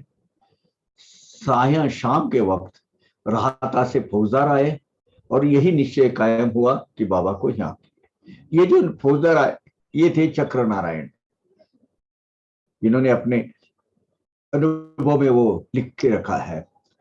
जहां श्री गोपाल कृष्ण की मूर्ति स्थापन करने की योजना थी, वहां श्री की समाधि हो गई, साईं बाबा की समाधि हुई। वो जो मजबूत जो गाभारा था, उसका खुदाई करने का काम रात भर चालू था। दूसरे दिन सवेरे थोड़ा सा विघ्न आ गया। सवेरे मुंबई से अमीर भाई शक्कर आए, कोपरगांव के मामलेदार आए, 2 गुट पड़ गए। कुछ मंडली कह रही थी, कुछ एक गुट कह रहा था कि बाहर खेत में कहीं भी बाबा की मजार बांधेंगे और वो वही करेंगे। तो मामलेदार ने सबके मत लिए लिखित स्वरूप से, कौन कौन से बाजू में, कौन कौन से बाजू में। तो 2 विरुद्ध 1 मत, यानी जो बाड़े में रखो इसमें 2 और अपोजिट में 1, ऐसे मत का विभाजन हो गया। मामलेदार साहब, ये जो प्रकरण है जरा थोड़ा सा सेंसिटिव लग रहा था उनको, तो उन्होंने नगर के कलेक्टर को ये प्रकरण सौंपने का फैसला लिया। तो उसी हिसाब से काका साहब दीक्षित नगर को जाने के लिए तैयार हो गए। तब श्री की ही प्रेरणा होगी, साई महाराज की प्रेरणा होगी कि ये जो अपोजिट वाले जो मंडली थी, वो उन्होंने अपना मत पीछे लिया, और वो सब लोग उन्होंने बोला ठीक है भाई, अभी सब जब लोगों की इच्छा है तो बापू साहब के बारे में ही इनको समाधि दी जाए। तो और फिर वो आखिरी में योजना हुई।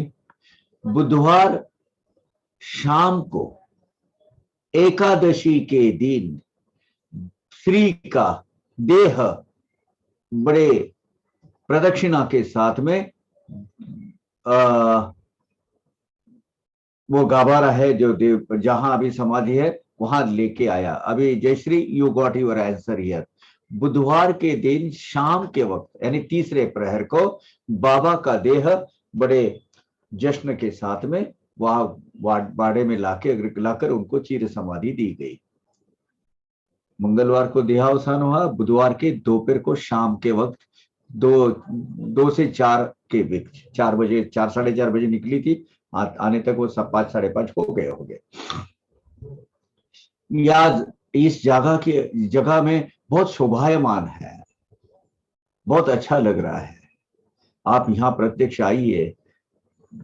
मंदिर ये जो बाबा की मजार बनाई गई है, और उन्होंने कहा कि अचरज की बात देखो अपने दादा साहब कि जो डायस बनाया गया था मूर्ति रखने के लिए, उनकी लंबाई और चौड़ाई बिल्कुल उतनी तय हुई जितनी जरूरत थी बाबा की मजार बनाने के लिए। यानी ये बाड़ा बांधने का काम हाथ में लिया तब समर्थ श्री साई समर्थ इतना पूरा नियोजन करेंगे, ये हम बाड़े में जाके रहेंगे, ये समझ में ही नहीं आया किसी लोगों के, कल्पना ही की नहीं, कैसे होगी। बाबा हमेशा कहते थे अभी वाड्यात जाऊन राहू, हम बाड़े में जाके रहेंगे। लेकिन श्री पूरी हयात सचेतन पूरे सूझबूझ में थे, कोई जाने की उनकी लक्षण भी कोई नजर नहीं आ रहे थे। तो ऐसी इच्छा बाबा को क्यों होनी चाहिए, ये समझ में नहीं आ रहा था। अब बाड़े में जाएंगे तो वहां वो जो समाधि देखकर बहुत मन को आनंद लगता है। शिरडी में अभी पहले जैसा ही आनंद मिलता है, क्योंकि बाबा की समाधि वहां है। बापू साहब बुट्टी के भाग्य के क्या कहने, उनके क्या वर्णन करे उसका। प्रत्यक्ष भगवान देव उनके घर में आकर बैठे हैं। बाड़ा नहीं, वो भगवान का मंदिर है। ये बाबा के बोल उन्होंने अर्थ यानी सिद्ध कर बताए। अब यहाँ पूजा अर्चा सब प्रकार जो है वो हिंदू पद्धति से हो रही है। कोई भी अड़चने बाधा आने की कोई मुझे संभावना नहीं लग रही है। ये जो भट्ट लोग, वो बाबा ने बोला था ते भट्ट लोग मेरा संभाल करेंगे। पहले बोले थे कि यहाँ जो ब्राह्मण भट्ट जो है वो मेरा ख्याल रखेंगे। तो वो उनकी जो बाजू है, उनका जो कहना है वो बाबा ने मान लिया और उनके हाथ में उनके हवाले अपना देह किया। निर्याण के पहले 4-5 दिन पहले ही सोनी की आई है। अब ये सोनी कौन है? नंदराम सकलेचा की लड़की। हाँ, मेरे ख्याल से उनका नाम रखमाबाई था, रुक्मिणी था। उसकी लड़की ये सोनी है। वो सोनी की आई को बाबा ने बुलाया था और कहा था अब मुझे मस्जिद का बहुत कंटाला आ गया है, मैं अभी बाड़े में जाके रहने वाला हूँ। मेरा भट्ट लोग, जो भट्ट यानी जो उपाध्याय है, वो वहां के उपासक है, वो मेरा संभाल करेंगे, मुझे संभालेंगे। ठीक ये घटना से 4-5 साल पहले बबी अपनी ताईबाई जोग जो है बापू साहब जोग की पत्नी, उनको भी बोला था ये गांव का जो कड़ा कुचरा और लोग यहाँ आके संडास के लिए जो काम करते हैं, हगदौड़ी बोलते हैं उसको, ये हगदौड़ी की ये जो जगह है ना, ये जगह मेरी है। यहाँ बहुत बड़ा बाड़े का निर्माण होने वाला है और वहां आके मैं बैठने वाला हूँ।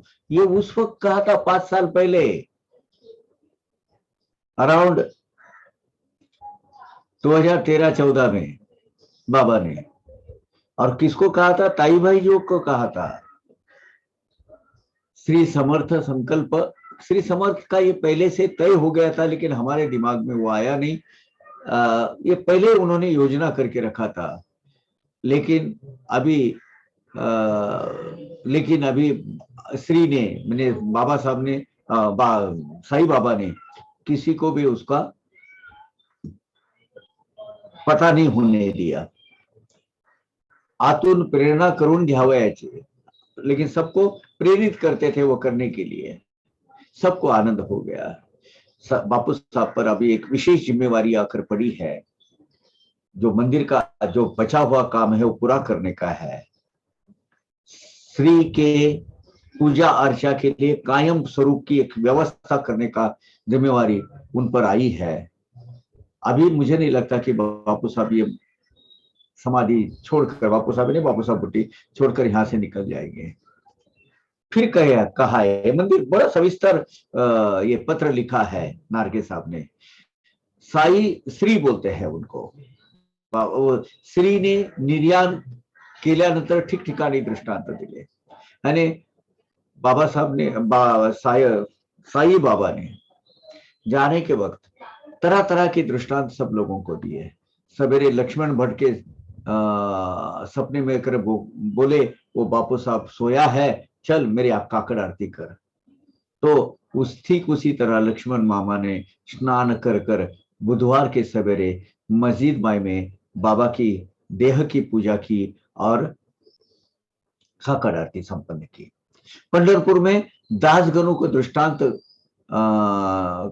दृष्टांत में जाकर कहा कि मेरी मस्जिद गिर गई है, तू बहुत सारे बक्खड़ फूल यानी बहुत सारे फूल लेकर यहां आ जाना। इस तरह के दृष्टांत देते रहे बाबा। 27 अक्टूबर यानी 15 और 12, 27 अक्टूबर को श्री के 13वें दिन का उत्सव मनाया गया। ठीक बहुत जगह जगह से अपने भक्त मंडली आई थी। भंडारा किया गया बाबा के 13वें के हिसाब से, 12वें 13वें के हिसाब से, और 2400 रुपए का चंदा जमा किया गया। नाना साहब चांदरकर वो वगैरह सब मंडली वहां थी। पहले 1916 के पहले राधा कृष्णाई ने जाने के बाद भक्त मंडली ने कोठी नाम की संस्था जो चला के रखी थी, जिसके हरि विनायक साठे भी उनके एक आयोजक थे, वहां का उसका जो व्यवस्थापन देख रहे थे। वो कोठी के माध्यम से पूजा अर्चा, बाबा का जो पूजा अर्चा होती थी उसका खर्च चलाया जाता था। आयुष्मान भो, यशवंत भो, जयवंत। आज जरा जोर मारो और वो सिलाई करके ले लो पुरकाठी, गाड़ी आ रही है। तो जो कोठी चलाई, कोठी नाम की जो संस्था चलाई जा रही थी, बाबा के पूजा अर्चा का सब खर्चा उसमें से निकल जाता था। लोग वो कोठी में देते थे। जैसे आज आप डोनेशन काउंटर है, उसका मूल स्वरूप कोठी में है। वो कोठी अभी भी फिर से वैसे की वैसे ही चालू है। अभी फिलहाल एक 15 लोगों की कमेटी तैयार की गई है और बापू साहब बुट्टी को उनका अध्यक्ष चुना गया है। अभी वो व्यवस्था देख रहे हैं, लेकिन 24 दिसंबर को भक्तगण ने तय किया है, वो क्योंकि नाताल की छुट्टी गिरने वाली है, ब्रिटिश का राज था, उस वक्त 5-7 दिन की छुट्टी रहती थी। उस वक्त सब जब भक्तगण मंडली शिरडी को आएंगे तो आगे परमानेंट व्यवस्था करने की कुछ सोचेंगे। तब तक बापू साहब बुट्टी अध्यक्ष है। नाताल में 24, 25, 26 को सब लोग यहाँ आने वाले हैं। तब श्री के संस्थान के लिए कायम स्वरूप की जो एक व्यवस्था जो बनाई रखनी पड़ेगी, वो बनाने की जरूरत पड़ेगी, वो की जाएगी। आप उस वक्त यहाँ जरूर आइएगा। दादा साहब खपड़े को विनती की है नारके साहब ने, क्योंकि उस वक्त ये नियोजन में आपका सहयोग होना बहुत बड़ी जरूरी है। मैंने ये जो खत है जरा जल्दीबाजी में लिखा हुआ है, कुछ इसमें लिखने में कुछ गलतियां हो गई तो माफ करना। मैं 2-3 दिन के बाद नागपुर जाने वाला हूँ, वहां आपसे मिलूंगा। रास्ते में तो अमरावती ना मिलूंगा, तब मैं सबको पूरा डिटेल में आपको पूरा वर्तमान यहाँ जो भी घटित हुआ वो आपको बताऊंगा। लोग रहे, आपको ये पत्र सादर हो, आपका गणपत नारके। और उन्होंने एक नीचे स्पेशल नोट लिखी है, बाबा का देह 24 घंटा होने के बाद भी स्टीफ नहीं हुआ है। दूसरे दिन मुंह से थोड़ा सा खून आ रहा था, लेकिन बाबा के हाथ पैर पूरे एक योगी महाराज का जो देह होता है उसी हिसाब से इधर उधर सब फ्लेक्सिबिलिटी हिल रहा था।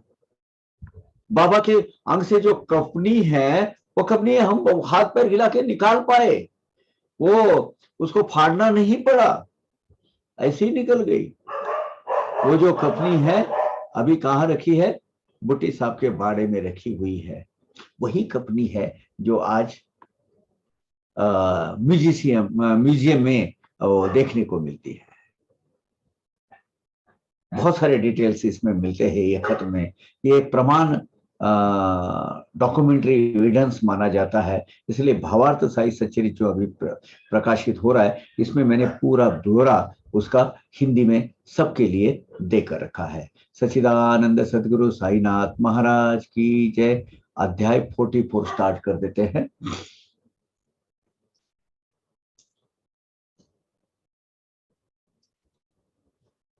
अभी जो महानिर्याण का जो आगे का जो भाग है, अभी हमने खत में तो सुना, लेकिन ये जो भाग है हम अभी यहां सुनेंगे।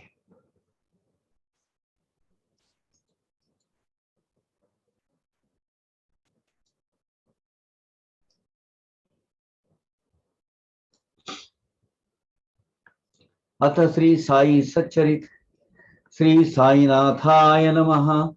अध्याय 44वां 44। श्री गणेशाय नमः। श्री सरस्वत्यै नमः। श्री गुरुभ्यो नमः। श्री कुलदैवताय नमः। श्री सीताराम चंद्राभ्याम नमः। श्री सद्गुरु साईनाथाय नमः। गणेश या आद्य देवता को नमस्कार, सरस्वती देवता को नमस्कार, गुरु देवता को नमस्कार, कुल देवता को नमस्कार, सीतापति रामचंद्र प्रभु को नमस्कार, सद्गुरु साईनाथ भगवान को नमस्कार। नोम नमो साई श्री साई चिदगन सकल सौख्यांचे आयतन सकल संपदांचे निधान दैन्य निरसन आयत कृपा चैतन्य घन परमात्मा परमेश्वर, इसको चिदगन बोलते हैं। आयतन यानी स्थान, मंदिर, आलय, संपदा यानी ऐश्वर्य।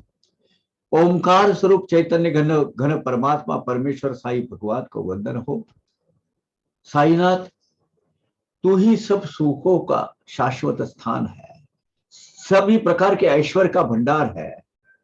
उसी की कृपा से भक्तों का दैन्य निवारण होता है, भक्तों का दारिद्र्य नष्ट हो जाता है, और आप ही की कृपा से सब सुख और समाधान की समृद्धि प्राप्त होती है।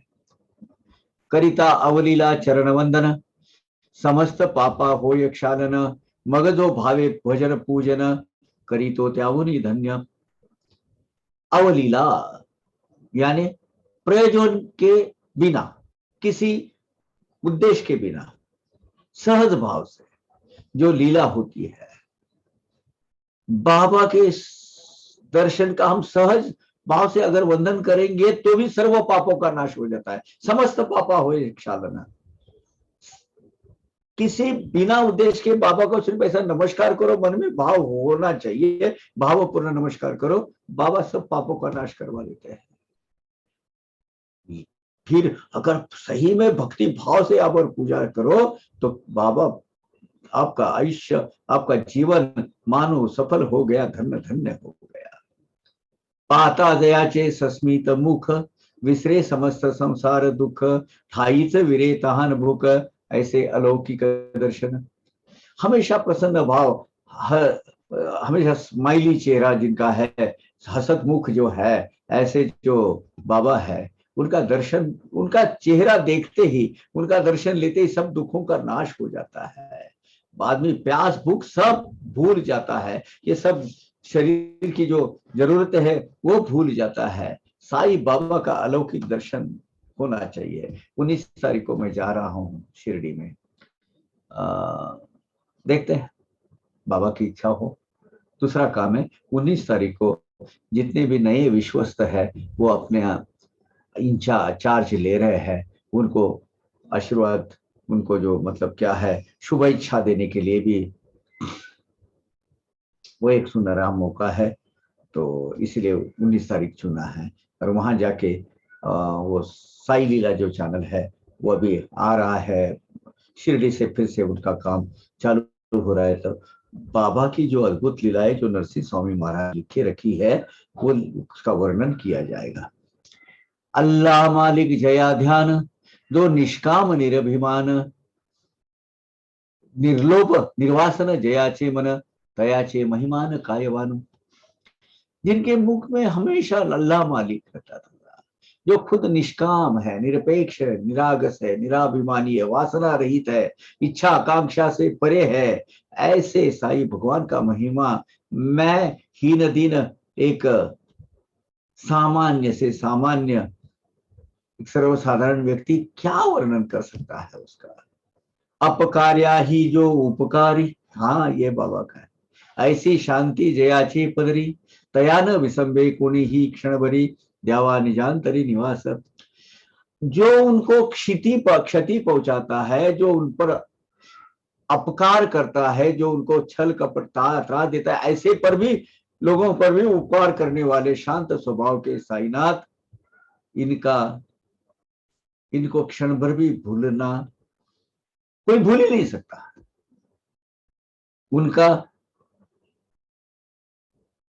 उनको कोई भूल पाना संभव ही नहीं है। राम कृष्ण राजीवाक्ष, संत हिनाक्ष वायिकाक्ष, देव रूपे सुंदर स्वरूप, आनंद स्वरूप सदा संत सदा सन आनंद स्वरूप संत सदा, राजीवाक्ष। राजीवाक्ष, राजीव यानी कमल, कमल के पंखड़ी के जैसे सुंदर नयन जिसके होते हैं, ऐसे रामकृष्ण भगवान है। राम भगवान श्री कृष्ण भगवान। राजीव यानी कमल, अक्षय यानी नेत्र।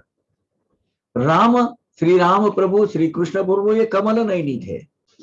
उनके नेत्र कमल की जो पंखड़ियां होती है उसके जैसे मनोहक मनोहर और बड़े लुभावने होते थे।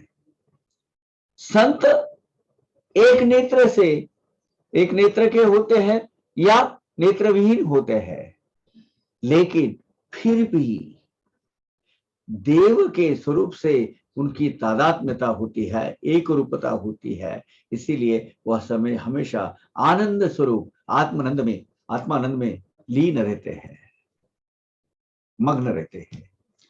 देवांचे नेत्र श्रवणांत संत दृष्टीच नाही अंत, ये यथा मा देव वदत संत द्रवत निंदकाही।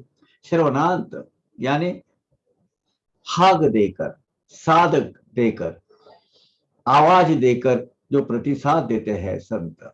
अब यहाँ ये यथा मां, ये गीता के चौथे अध्याय का 11वां श्लोक है। ये यथा मां प्रपद्यन्ते तास्तस्थैव भजाम्यहम् मर्म वर्तमानुवर्तन्ते मनुष्याः पार्थ सर्वशः। यानी जो भक्त जिस रीति से मुझे शरण आते हैं, मैं उनको उसी रीति से आश्रय देता हूं, उसी भाव से आश्रय देता हूं। सभी मनुष्य प्राणी सभी प्रकार से मेरे मार्ग का, मैंने दिखाए हुए मार्ग का ही अवलंबन करते हैं, उनका दोहराते हैं, अनुसरण करते हैं। देव की दृष्टि हम उनको पुकारने के बाद हम पर लक्ष्य केंद्रित करते हैं देव। संतों की दृष्टि ऐसी नहीं होती है, वो तो सदा सर्वदा सबके पास खुली रहती है। जो भगवंत जो भावना से भगवंत को शरण जाते हैं, वो ठीक उसी पद्धति से, उसी प्रमाण में भगवंत वो भक्त को आश्रय देते हैं। भक्त भगवंत को गुरु मानते होंगे तो भगवंत श्रेष्ठ गुरु की भूमिका निभाते हैं। माता पिता मानते होंगे तो माता पिता जैसे संरक्षण, संभाल और पालन करते हैं। संतों का मात्र ऐसा नहीं है। संतों का हृदय हमेशा निंदकार के लिए भी, क्रिटिक्स के लिए भी, आलोचना करने वालों के लिए भी वो पूरा उतना ही प्रसन्न होकर उनका उद्धार करते रहते हैं। राम कृष्ण आणि साई तिघा माझी अंतर नाही, नामे तीन वस्तू पाही ठाईचे ठाई स्वरूप, राम श्री कृष्ण सदगुरु श्री साई, ये भगवत के भिन्न भिन्न स्वरूप है। इनके कालावधि भिन्न भिन्न है, अलग अलग युगों में ये प्रकट हुए हैं, लेकिन विविध रूप लेने के बावजूद भी ये भगवान के अभिन्न विभिन्न रूप, अभेद्य ऐसे रूप है, परमात्मा स्वरूप है। तीनों में कोई भेद नहीं है। ते वस्तु समरणावस्था वार्ता ही तो समूळ मिथ्या, काळावर ही जयाची सत्ता, तया का व्यथा त्या हती। परमात्मा परमेश्वर अनादि अनंत है। परमेश्वर को मरण नहीं है, उनको जन्म भी नहीं है। मरण आना, मृत्यु हो आना, ये ही एक मिथ्या कल्पना, ये एक भ्रममूलक कल्पना है, जिसकी काल पर सत्ता चलती है। जो कालातीत है, वो काल की मर्यादा से परे है, उनको मृत्यु कैसे आ सकता है। प्रारब्ध संचित न कळे आपना, तेने नीने मी त्या क्रियमाना, करुणा कर साई गुरु राणा, ने करुणा वाकी तसे। अभी 3 प्रकार के कर्म है।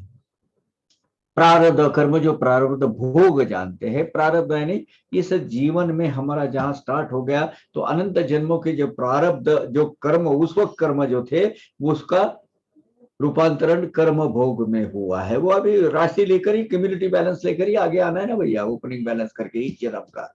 तो प्रारब्ध भोग, जिसको संचित कर्म, अभी संचित प्रारब्ध कर्म गए जन्म तक, अभी जन्म लेने से अब तक किए हुए पाप, ये संचित कर्म, और अभी हम कर रहे हैं डेली जो क्रियमान कर्म, ये क्रियमान कर्म। ऐसे कर्म के विविध प्रकार है।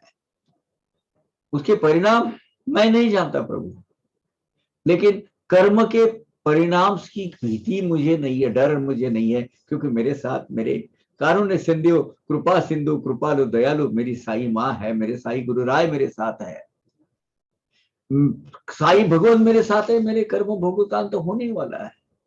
मैं वो करुणा की भीख उनको मांगता हूं, बस साई है मेरे साथ तो सब मेरा सब कुछ ठीक है। और ये अन्य कोई मार्ग का अवलंब करने की मुझे कोई जरूरत नहीं, कोई फॉलो करने की जरूरत नहीं है। मेरे साई यही मेरे लिए बहुत सब कुछ है। करुणा कर साई गुरु राणा, जानो नहीं करुणा बाकी तसे। वो सब कुछ जानता है, वही मेरा सब कुछ है। प्रारब्ध कर्म भोग है मेरे पास, मैं डरता नहीं हूं, क्योंकि वो भोगने की शक्ति सदगुरु राय मुझे देते हैं। वासनेच्या लाटा नाना, तेने उसंत नाही मना, कृपा तुझी असलिया विना, स्थैर्य येईना जीवाशी। अनंत इच्छा आकांक्षा के जो खलबली मन के अंदर जो हमेशा एक साइक्लोन तैयार करती रहती है, एक तूफान तैयार कर देती है, उससे मन को स्थैर्य शांति प्रदानी मिलती ही नहीं है। लेकिन हे साईनाथ भगवान, आपकी कृपा होने के बजाय इस वासना को चिर विश्रांति नहीं मिलेगी, ये आकांक्षा अपेक्षा को चिरता नहीं मिलेगी, ये मेरे मन को स्थिरता नहीं मिलेगी। ये बात बिल्कुल सही है। गताध्याय आरंभी वचन, दिदले परी न झाले पालन, घडले न सांग निरूपण, साध्यंत संपूर्ण परिसावे।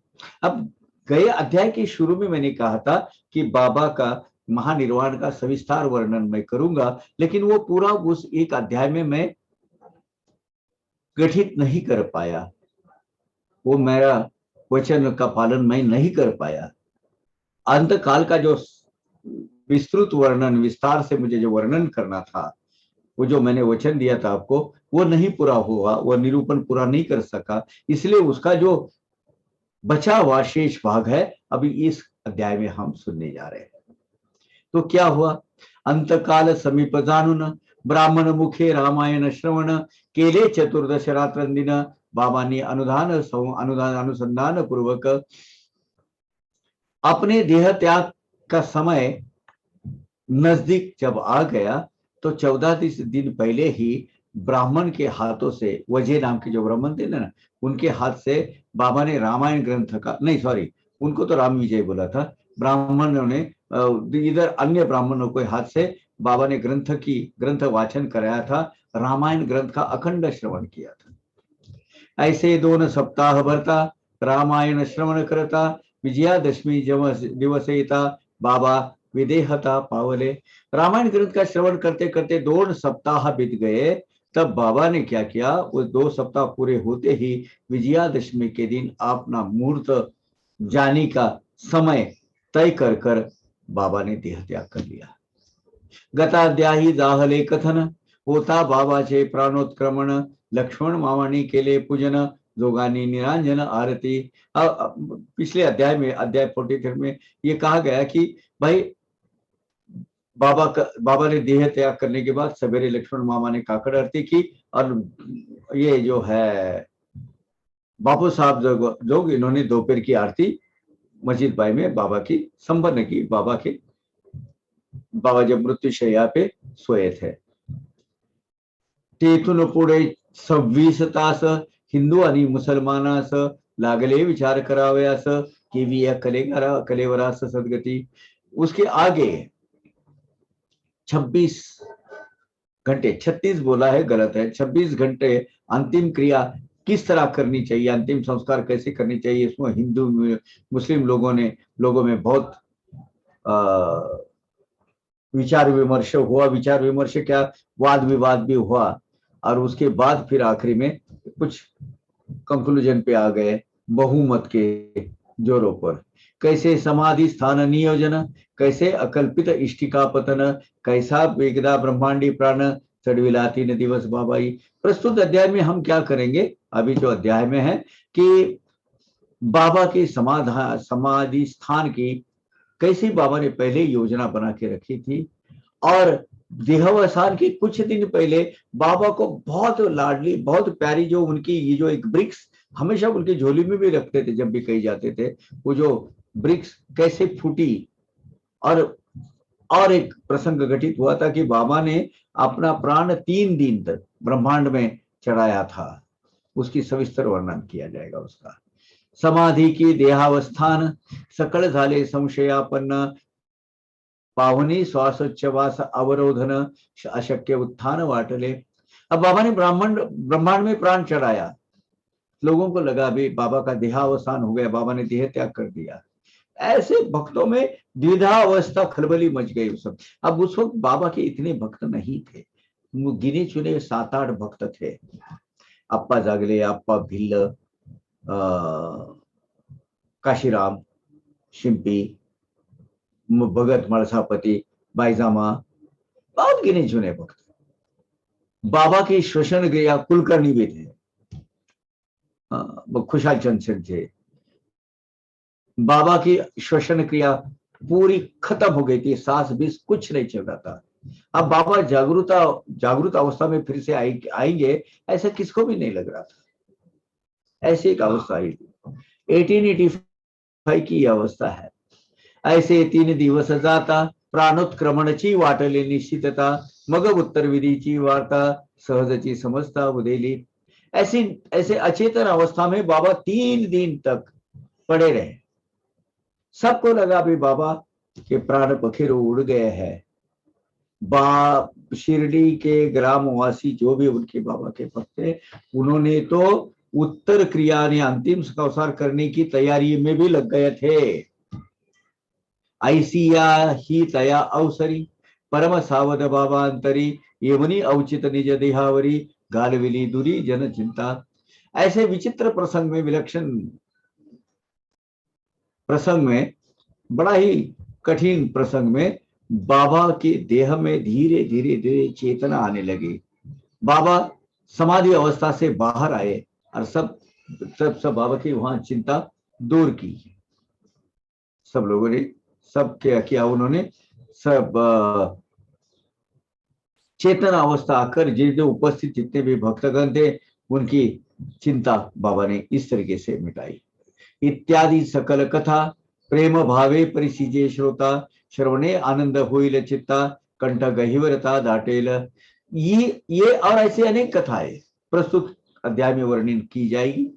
ये इन कथाओं का श्रवण बड़े प्रेम भाव से आप श्रोतेजन करते रहेंगे तो भक्तगणों का, उनका, आपका आनंद दुगुना तो हो ही जाएगा, लेकिन भक्तों का चित्त प्रसन्न होकर उनका गला रूंध कर उनके भक्ति भाव जागृत हो जाएंगे, उनके अष्टभाव जागृत हो जाएंगे। कथा नवे ही एक संदूक, गर्भी साई रत्न अमोलिक, उघडून पहा प्रेम पूर्वक, अनुभवा सुख दर्शनाचे। ये कथा ही नहीं है, ये एक मूल्यवान ऐसे साई रत्न के अंदर, साई रत्न अंदर के साई रत्न जिसमें रखा है, ऐसी एक संदूक है, एक बॉक्स है, साई रत्न से भरा हुआ है, प्रेम का खजाना है, भक्ति भाव का खजाना है। आप खोलकर देखिए, ये दर्शन सुख लेकर आपका जीवन कृतकृतार्थ हो जाएगा। या अवघिया अध्याया आत खचिला दिसेल साईनाथ, श्रवणे पूर्तील मनोरथ, स्मरणे सनात होईजे। ये संपूर्ण अध्याय में साई भगवंत का प्रेम भाव पूरे पूर्ण भरा हुआ है। ये कथा सुनने से सब भक्ति भाव, आपके भक्ति भाव पूरे हो जाएंगे, साई स्वरूप आप हो जाएंगे। परम उदार साईचे आचरित, तया साईचे हे चरित, करावया श्रवण व्हा उद्यत, अव्यग्र चित्त सप्रेम। भक्तगण हो, आपकी हमेशा रोजमर्रा की जो भागदौड़ है वो खत्म होकर, वो बाजू में सारकर, व्यस्तता छोड़कर परम दयालु उदारदाता साई भगवंत का ये चरित्र श्रवण करने के लिए आप तैयार हो जाइए, प्रेरित हो जाइए। बाबा खुद ही आपके सब ये जो व्यस्तता वगैरह कुछ नहीं, ये अपने दिल के बह में, मेरे पास समय ही नहीं है, समय निकालना पड़ता है, समय कभी नहीं मिलेगा आपको। समय आपको ठीक तरीके से उसका नियोजन करना पड़ेगा। जो फालतू की चीजें उसको आप एंटरटेन ही मत कीजिए, जितना समय है वो अच्छी काम के लिए यूज कीजिए।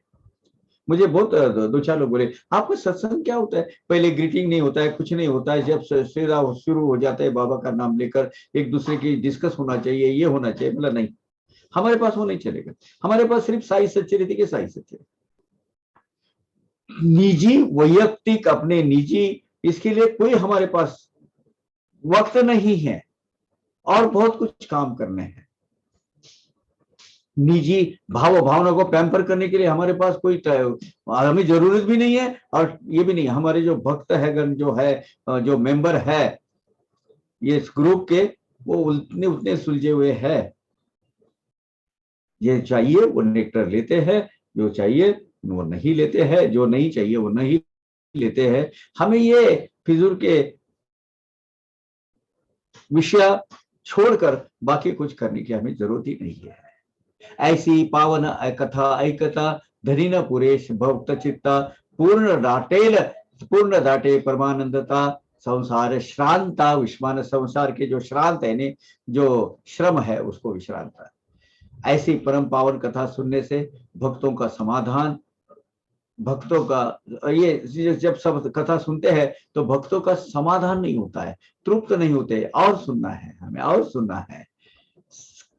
हमेशा कुछ न कुछ सुनने, बाबा की कथाएं सुनने का उनको एक चस्का नहीं बोल सकता मैं, एक लगन लगी रहती है। संसार के तापों से जो थके भागे, थके हारे जो जीव है, उनको स्थैर्य, शांति, आत्मानंद की अनुभूति इससे मिलती है। ओम साई राम। 44वें अध्याय के 25वां भी हम खत्म कर दिए हैं। You see, please don't misunderstand me. I'm not trying to tell the importance of my father, but you see the interaction between the two human beings. And this is what I want to point out. Because when my father asked Baba for his, the last boon, what Baba had said. You see, my father got very much disappointed because Baba did not agree to his boon, because he said that कुठल्याही जन्मात मला घाला, you put me to any birth, but I must see your legs in that birth. So this is what my father had asked. Now this is the interaction between two human beings. Of course, one is the God and other is devotee. So Baba did not grant that. But after waiting for some time, then he declared to him that, Bahu, you got disappointed, I can make out, but don't get disappointed. In our next birth, that is what Baba had said, in our next birth, which means Bahu will also take a next birth and Baba will also take next birth. This is what is important. Now, when and where and what, none of them know, and none of us know actually.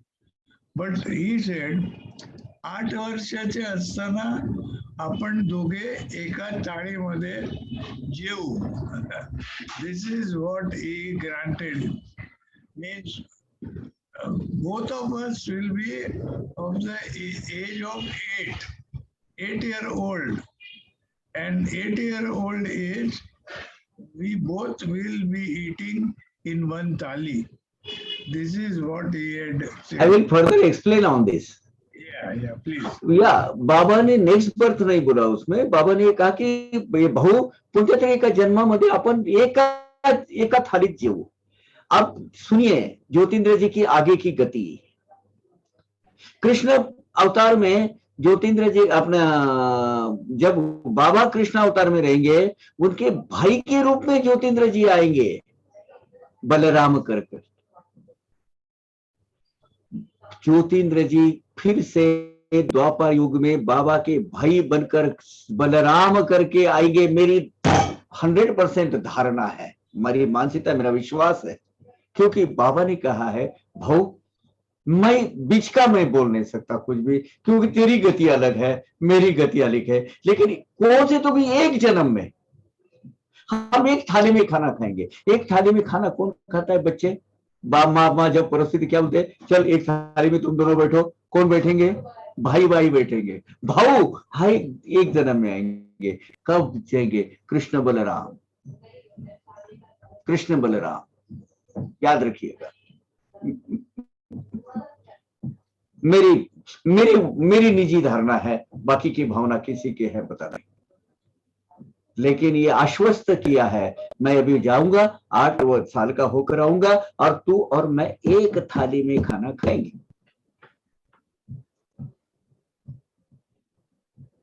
Anybody else?